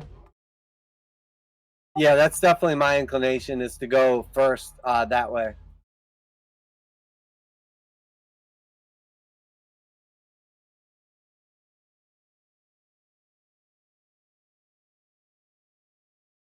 Yeah, I think the northwest would be like the initial route that we would check, and then see where that leads, and then after that, further explore the cave. So as you explore that area, mechanics reveal it like this. Let me do this. You guys head back up into that little area. You see a pretty large cavern. It opens up into a bunch of nothingness with a little bit of an offshoot. But the mist kind of covers everything in here as well. And it just seems to be an empty cavern.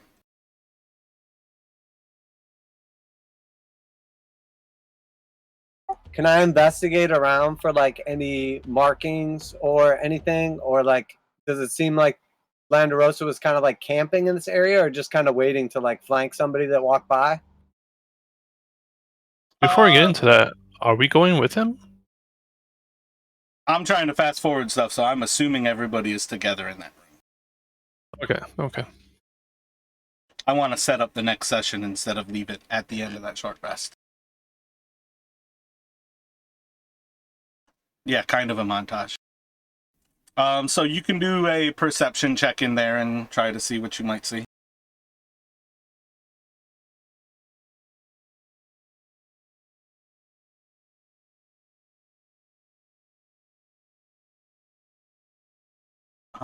Seems to just be an empty part of the cavern.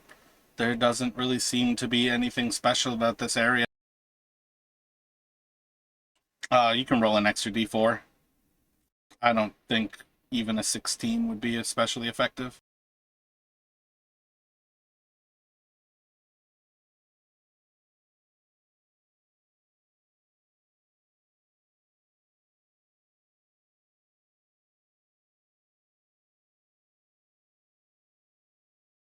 Okay, then if there's nothing up that way, I guess we would just start going down. Do you guys want to try to follow where the dog went or go the other way? Oh, sorry, I missed a second here. Back.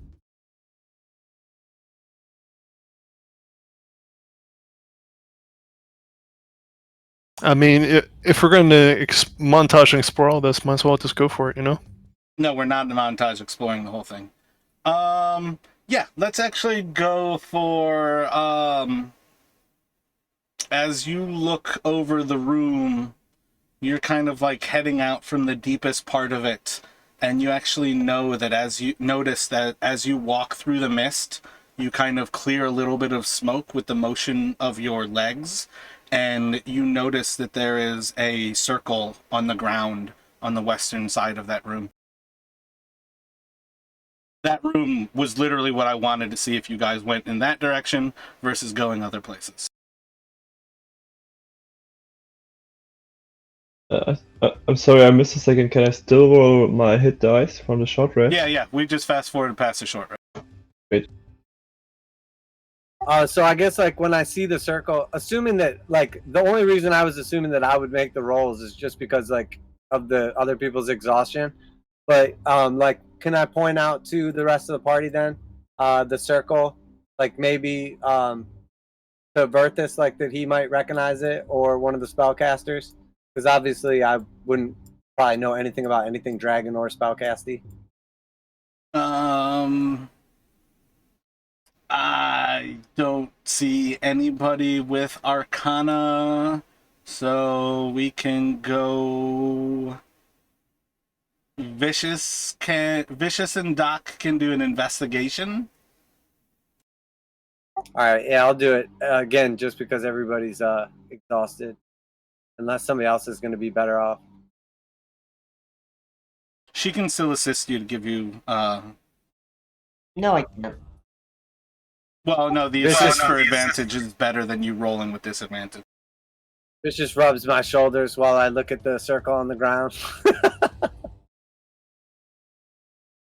And you've got a military history with Doc? Yeah, military history. He was the officer. You're the relatively Corps. sure that you have heard of high-level mages having their own personal teleportation circles. And that's how mages tend to move from place to place, is once they make somewhere their home, they apply a circle like this.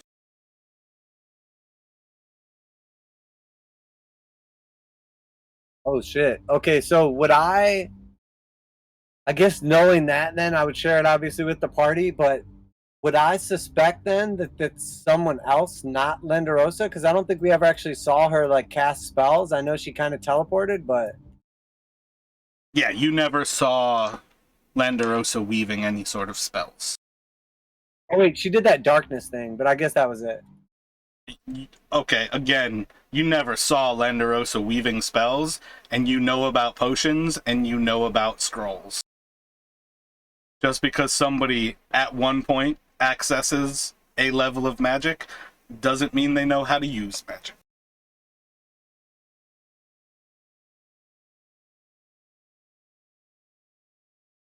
That was meant to be like a Batman level of smoke bomb and then running away. And you guys just took it as, holy god, she's super magical. Not, I rolled a 20 and then she used the smoke bomb.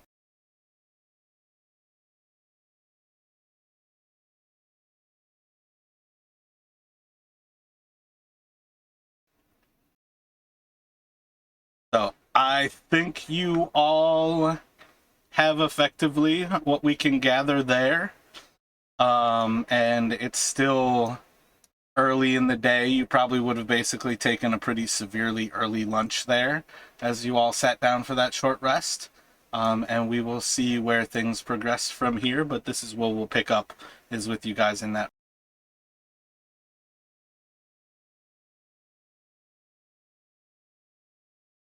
All right, so how many hit points do I have?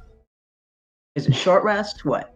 Yeah, you guys took a short rest, so as much as you'd like to use hit dice wise. I don't think any of you know enough about magic to understand the meaning of a teleport circle. I'm just going off the idea that like militaries employ high-level mages in part because of their ability to manipulate the world, and that's one of the things that they do. That's kind of Doc's way of understanding what that circle might mean. But as far as knowing much about how it works or the ramifications of finding it here, I don't think you all really have any access to that. I'll kick some dirt on it so it can't be used anymore. Should Perfect. stop anybody from using it. From my understanding, that should be all that we need. Are you sure that we could just find out where it's going if we go into it? I don't think it works like that, Hadar. I think it's more like other people that are skilled in magic can use it, but it's useless to us. We can find a magic user and use it.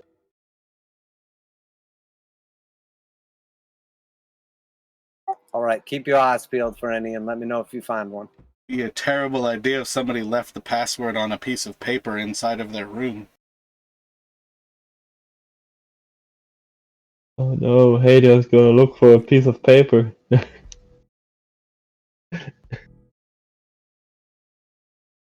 Hader's gonna look around the room and look for a mage. Hadar finds no paper in this room. It's still an empty cavern. Yeah. Is there any words or anything written on the sword? Any passwords? No, the sword itself doesn't look especially wonderful, ornate. It just looks well used in battle.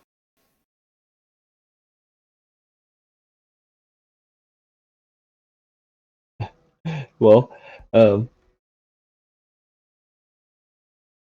What about that book that we found inside the little chest?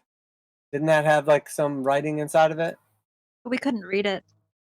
Same problem of nobody has Arcana. Can't really give you all magical clues without anybody with Arcana. But I think all you gathered from that book was that it was filled with spells. well, if we can use it. Yeah, okay, Doc, you can destroy it.